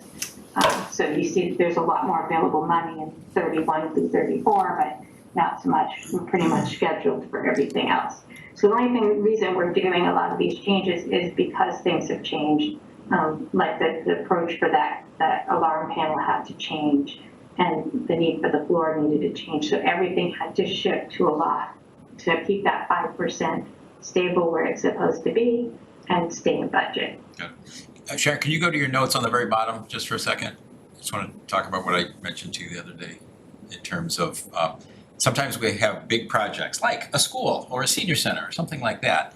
And something that I should put down here? Exactly. Just to note it so that the capital plan, even though as of now we don't really have a number to fill in for either one, but actually we probably will, maybe come April or maybe not come April, but certainly come November. One of the goals I think of this document is to share with the community what all is being thought about. And so to have that there, I think is important because those are potentially on the docket. And again, once there are numbers. But it does have something here about film that I should definitely add the senior center. I think I was thinking because we're using this a lot more when we know the cost of things and we know when we're going to replace them. So it would definitely, the Killam School will end up on here, but it will be an excluded debt. But I don't know the cost, so we usually do put it in this section. So it's a good comment to put the senior center in there as well. I don't know how much it's going to cost, but it's definitely on our radar as a project that needs to be completed. Any other questions or comments? I got a quick little question. Please. Karen, can I just, in thinking about these capital items like a floor that wear out over time and is used by lots of members of the community and some outside groups, do we have a revolving fund like for the field house floor or for the PAC or for anything where there's revenues coming in? I think I understand that the rec committee for the assets they manage, there are revolving funds where revenues coming in are then can be used to maintain the assets. How does that work? Yeah, different revolving funds have different rules. Some will allow you to purchase capital, others do not. Rec revolving is one that we have done some small capital out of. It's not like there's tons of money in there, but we do have other sources that we could look at too, like the Reading Ice Arena when they pay rent. We haven't been using that year to year, so that's accumulated a little bit of a balance. That's always an option for something, but it's not enough to pay for something like the Fieldhouse floor. There's definitely places we could look and see where do we have money that could potentially be used for this, like the Smart Growth Stabilization Fund is used for capital, it has to be used for capital. So there's a few places we could look, but not a set account that's set up for these projects specific. obviously donations, if somebody, the school had donation accounts that they wanted to use that could be towards something that could be utilized, but nothing's ever big enough to take on a project like the Fieldhouse floor or something, but it's maybe something smaller. So yeah, it's definitely something to consider. Especially if the senior center might also be a community center, it might be used by multiple groups. Yeah, it could be an intergenerational center. Yeah. Where does that revenue go? The revenue that comes in for the rental of the field house? Where does that go? So there's a school rental revolving fund. Thank you. Off the top of my head, I don't remember if capital can come out of that fund. I'd have to look up the rules. But it doesn't carry a very large balance. Understand that most of our programs that have revolving funds are supposed to be kind of self-sustaining, but kind of not for profit, kind of cover costs, but not make a lot of money out of it. So they don't tend to build large balances. We did have some issues years ago where some of them were, but we're trying to, keep them down. So you're not going to see like millions of dollars in any revolving fund. But it is a source that could help pay for something, be design work, let's say, on something, or it's definitely something we could entertain and take a look at. Oh, well, that would be interesting. I was just thinking, so, I'm in the business I'm in, and lenders, and I don't know if the bond folks are the same way, they wanna see plans where, the roof has an X number of years lifespan, and they want you contributing to it every year, so the field house floor, do we have analogous capabilities for our roofs, our floors, things that get used, and we know it's always so depressing when we have these giant, we wanna do exciting things, but nope, Coolidge needs a roof. Are there different ways that we might start thinking about approaching capital planning? I guess it gets back to. We certainly could think about other ways, but I do feel like we try to keep an idea of everything that we know of that is a capital asset should be somewhere on our capital plan with what its useful life is and what we should be thinking about repairing or replacing. In some cases, you don't see things because this is only going to show you 10 years. I can only show you so many years out. Some things like we've done it when we do a roof, you see that we've got it planned in the future, a design, and then, the debt to go along with it. And you'll see that we have that for pretty much all the buildings. But then once these are done, they have a useful life that might not show up in the next 10 years. So, yeah. And you know what? And then the cars, I feel like, are things that we tend to end up having to push out longer than I would hope for, but still better than it had been in the past. 12 years or 10 years is a long time for some of the cars. So, but, we try and prioritize based on what has to happen, and sometimes a car has to be pushed out. Okay, and a roof's probably a bad example, but tennis courts, they get used, there's revenue coming in and they have a useful life. But I'm thinking field house floor, it gets used, it has revenue coming in. Why don't we take this? Yeah, but I'm not sure I can use it. I have to look it up. Because like I said, the expectation is that we run these programs as a not-for-profit, so there's not supposed to be a lot of excess that we're charging our fees to get. It's supposed to cover the cost to run that program. So there could be something in there that allows us to do capital, but not all revolving funds allow it, so I can't say off the top of my head if that particular one you mentioned actually allows it. I'd have to look it up. Good agenda item for a different date. Definitely. Thank you. Okay, I agree. let's keep going. Okay, we'll keep going, and we're making progress, believe it or not. So Article 4 again was capital. Article 5, amend the FY24 budget. Can you repost that, please, Matt? Oh, sure. Caitlin, could you Okay, get that sorry. screen back up? I'm sorry. Thanks. So that's amend the current budget. I don't believe that we will have any amendments to that budget. Sharon, is that correct? Maybe we should- Sorry, I'm muted. Yeah. So we will be amending, Oh, we we will always think to amend the current year budget, just to make sure everything as we close up the year is in order. So there's always something on Article 5.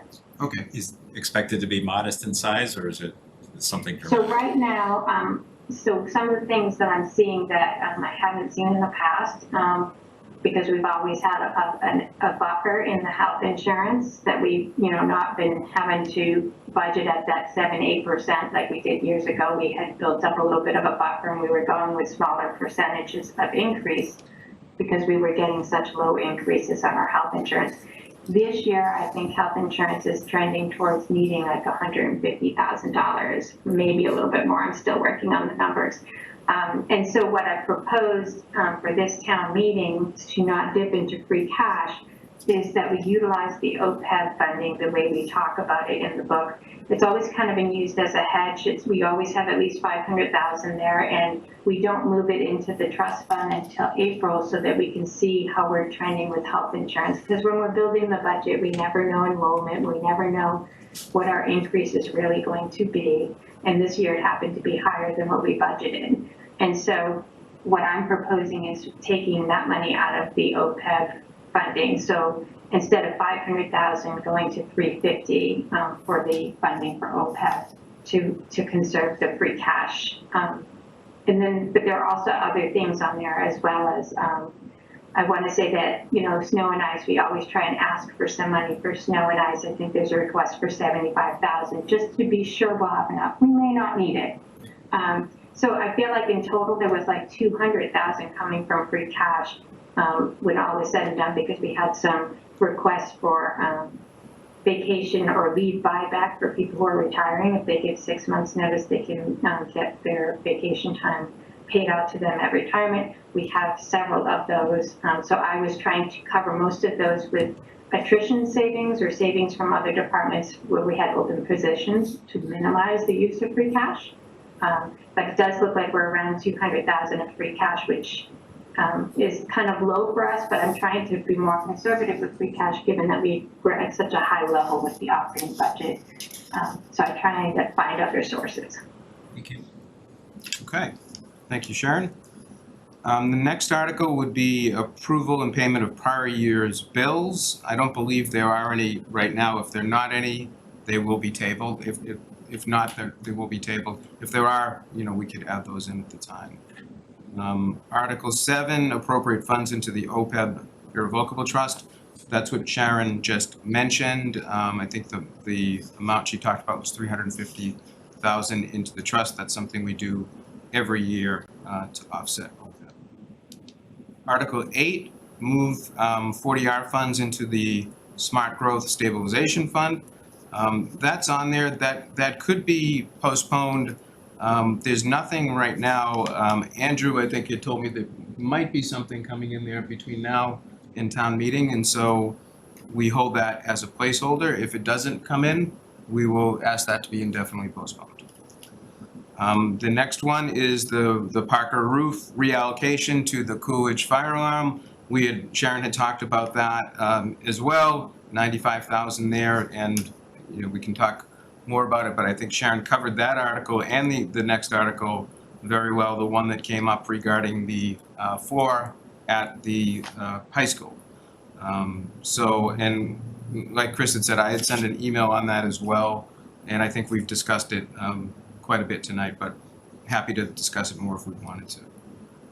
Article 11 is the approval of the revolving funds. That goes on every year. Generally, some revolving fund comes off, another revolving fund comes on, and that is something that we'll have some background on at the time.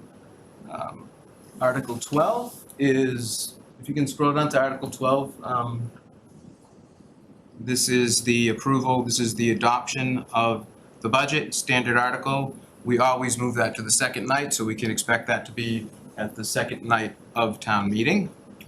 Article 13, so that's an interesting article. That was the one I was holding for MBTA community zoning. I was at the meeting, the CPDC meeting last night. Had a lot of conversations with Andrew. He's here tonight.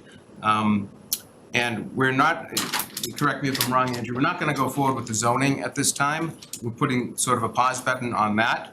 However, there is some funding for a zoning plan and for technical assistance that would help the planning department quite a bit. So we are putting on the warrant and ask for that. So besides the patent book, which will come at the end of the process, because we've gotten so much community input. We need a little bit of help, processing that, putting it into a cohesive manner so we can share it, and a final decision, will be made by the end of the year. But Andrew's here if there's any questions on that. I think maybe, I was asked by maybe Chair McCarthy at the time for Andrew to come, in case he was needed, so he's here. But if no questions, we can move on. Okay, how much you thinking about, Andrew? That's a great question. Thank you, Select Board, for having me tonight. Community Development Director Andrew McNichol. We would be asking for about $75,000. Actually $75,000. We would pair that with a grant that we've been awarded through the state so that we can properly vet the 4 concepts we had shared last night to explore further. It's a lot of GIS modeling, zoning analysis, zoning drafting, and we would like to keep the pattern book on the table for whatever concept eventually evolves out of this, whether it's the current concept or a different concept, because that pattern book, I think, is important for people to visualize what to expect in the built environment. The design guidelines are a tool that we have existing, but they're very prescriptive and language-based, which is great for planners sometimes, but it's hard for the community sometimes to envision the actual built environment. So the pattern book, whatever form of development we choose to move forward with and potentially unlock a bit, I think that's just an important element. And so that's what the grant was going to originally fund substantially.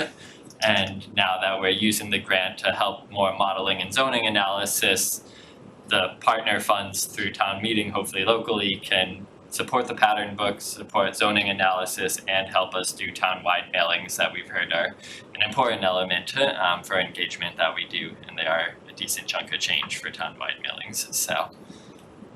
Did you see a question? Chris? Thanks, Mark. And thank you again, Andrew. Like I mentioned last night at the meeting, it's, I've been on the path here under future agendas advocating just to delay things as more feedback came in. So I'm just happy to see, like I had mentioned, that you listened in to the community. And like I had mentioned last night, a lot of people think that things are predetermined, and why bother and why do this? It's the end result is going to be this anyway.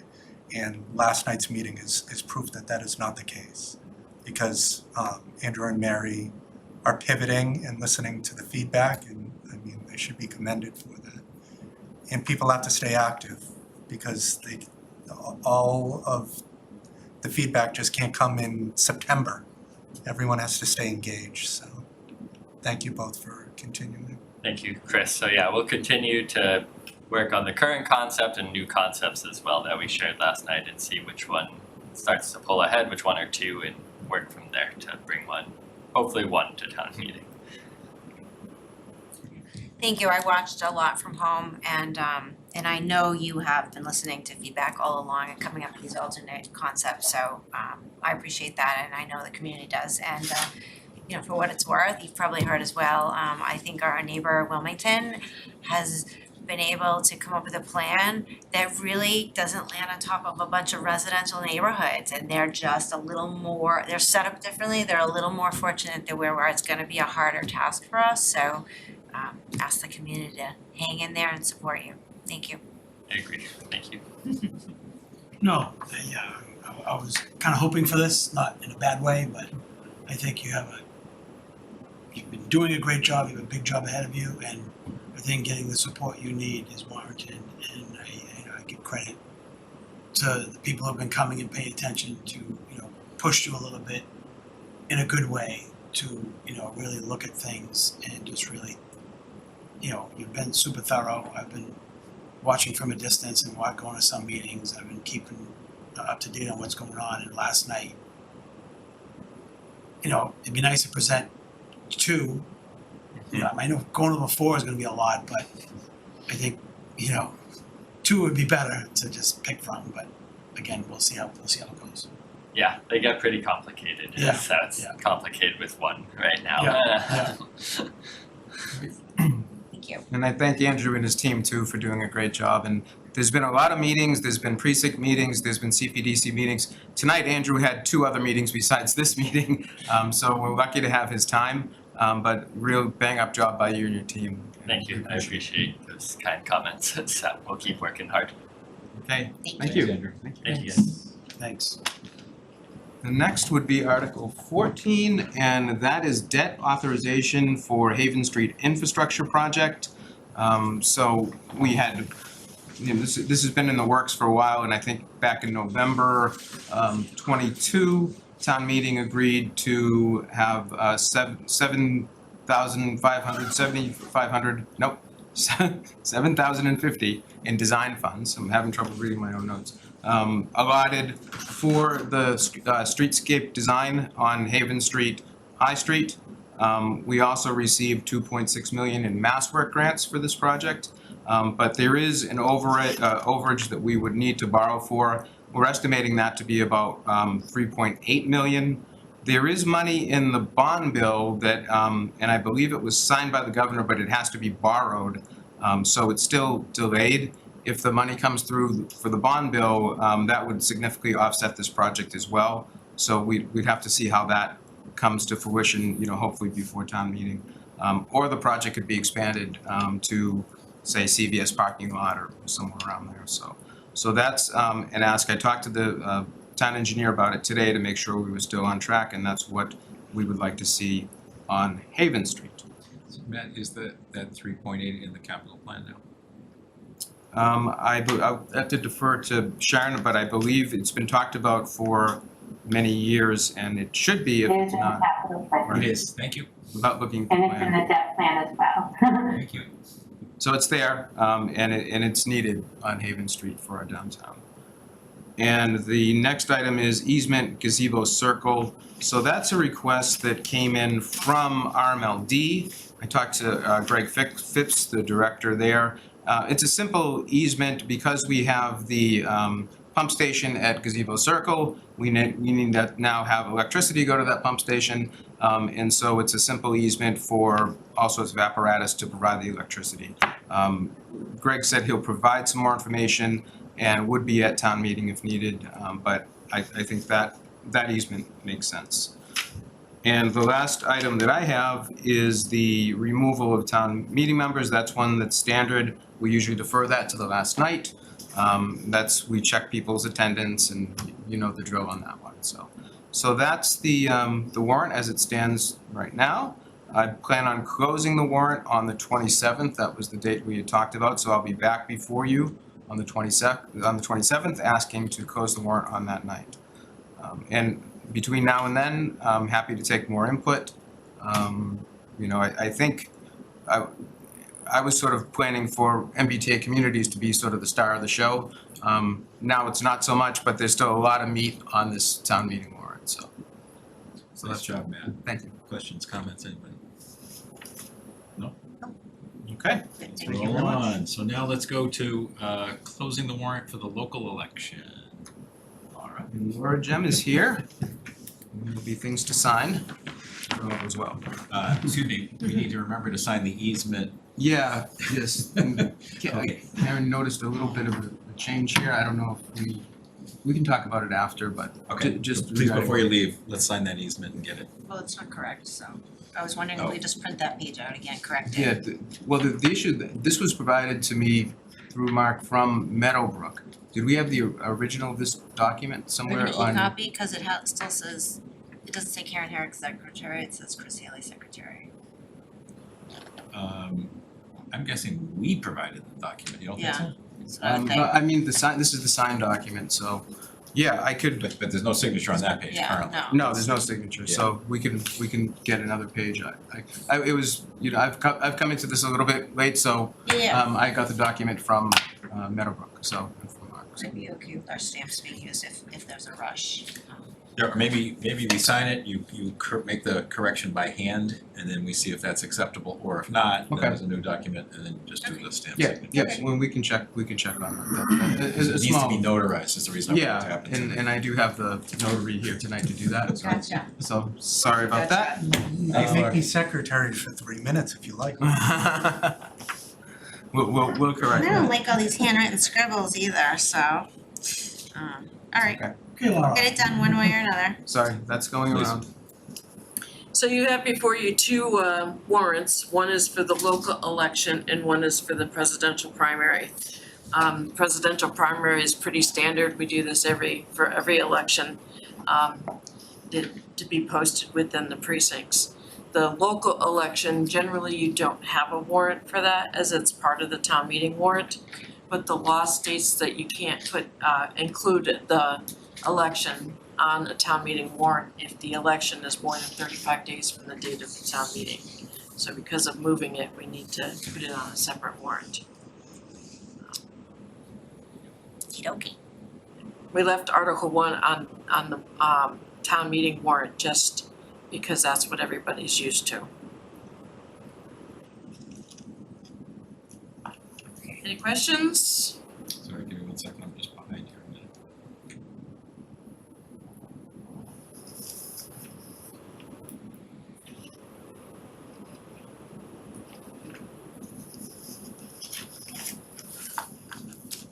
Okay, local election, thank you.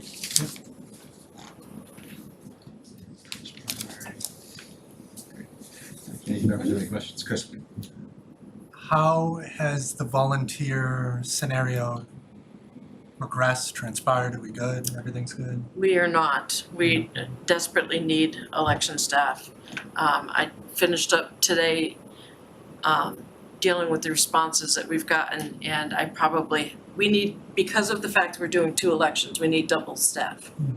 I have plenty of staff for the in-person early voting, and I have some volunteers to help us with the vote by mail. But for election day itself, from 6:30 in the morning until we close at 9:30, 10 o'clock, whatever time that happens to be, I need to have at least 12 people in every precinct. Ideally, 16 in every precinct. By law, I have to have 12. And how So, many do you have? when I looked, I had a total of 60 people agreed to work. And those are working half shifts. 12 times 8 is 96, so. Correct. Yeah. We're really behind. So, Can we ask that you put together kind of a paragraph description so that people know what is entailed, the fact that they get paid? And pizza, right? And yeah, they and get all breakfast, you can lunch, and eat. dinner. And then it's a great civic opportunity, and maybe we can share that with committees and other things. We may have some volunteers. Some of the catch to it is that you have to be a registered voter within the state of Massachusetts, ideally a Reading resident. We can go outside of Reading, but it's very limited to the number of staff that we can bring in outside. So, sure, Go. Are we allowed to? unfortunately, I've asked. no elected official. Thank you, though. I appreciate the volunteering. We just, Your wife just can. make sure that goes out on the channels when she does it. Oh, yeah. What about mine? Sure. You sure? Is she registered to vote? Absolutely. I would love to have Amanda. What about Bob? Sure. Okay, let's roll on. So any other questions on either warrant? No. All good, okay, so let's have a motion on each, please.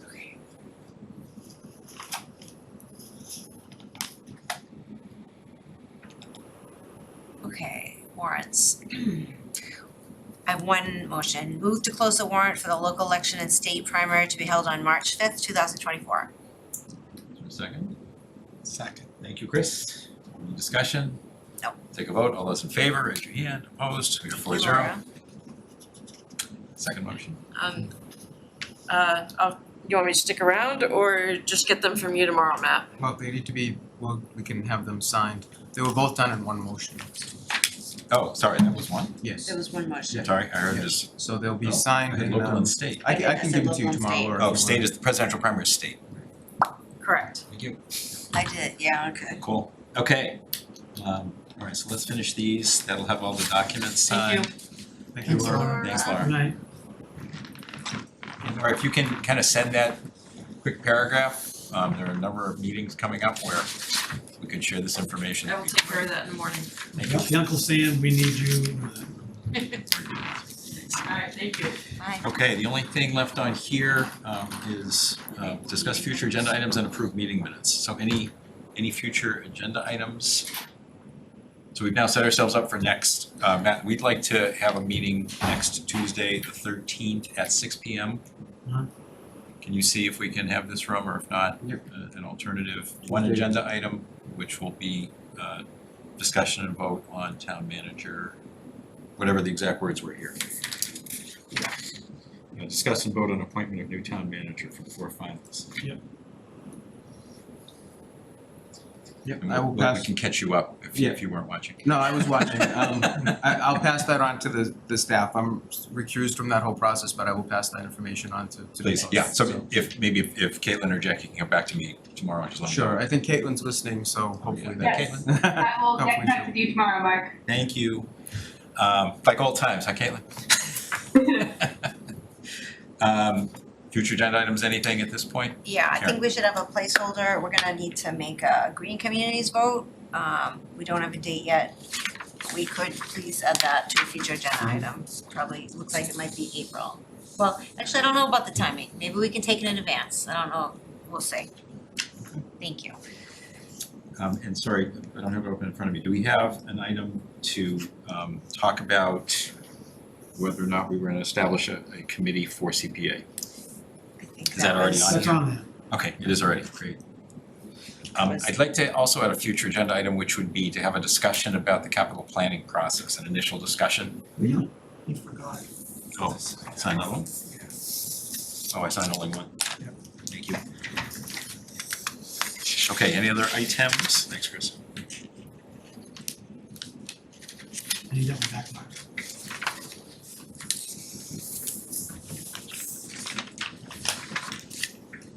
No other items right now?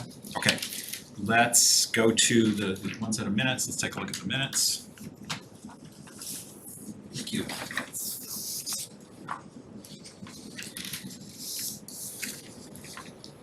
Thank you.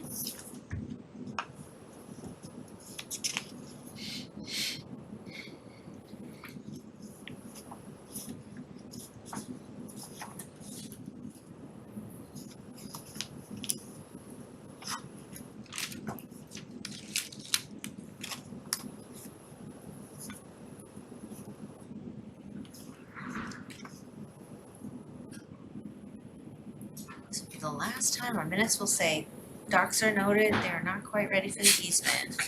Congratulations. I don't know if I said it, but I do want to say thank you to Meadow Brook for carrying Absolutely, through Mr. Tompkins, we very much appreciate this. that. Yeah, absolutely. Okay, I'm good with these. Any comments? I would just comment that I still love the way that the minutes look now compared to the way they were before. I mean, it's night and day compared to. So thank you once again, but I have no changes. Okay, I think we're ready for a motion on the acceptance of the minutes. Motion to accept the select board minutes of January 23rd, 2024 as written. Is there a second? Second. Thank you, Chris. Any discussion? None appearing. Let's take a vote. All those in favor? Opposed? We are 4-0. I would entertain, so this evening we are not going to have an executive session under purpose 2. So that needs to be on the agenda as well. Yeah, thank you. It does. We need to add that to that agenda. Right. So seeing no other business, I would entertain, Motion to adjourn. is there a second? Second. Thank you, Chris. All those in favor? Opposed? We are adjourned.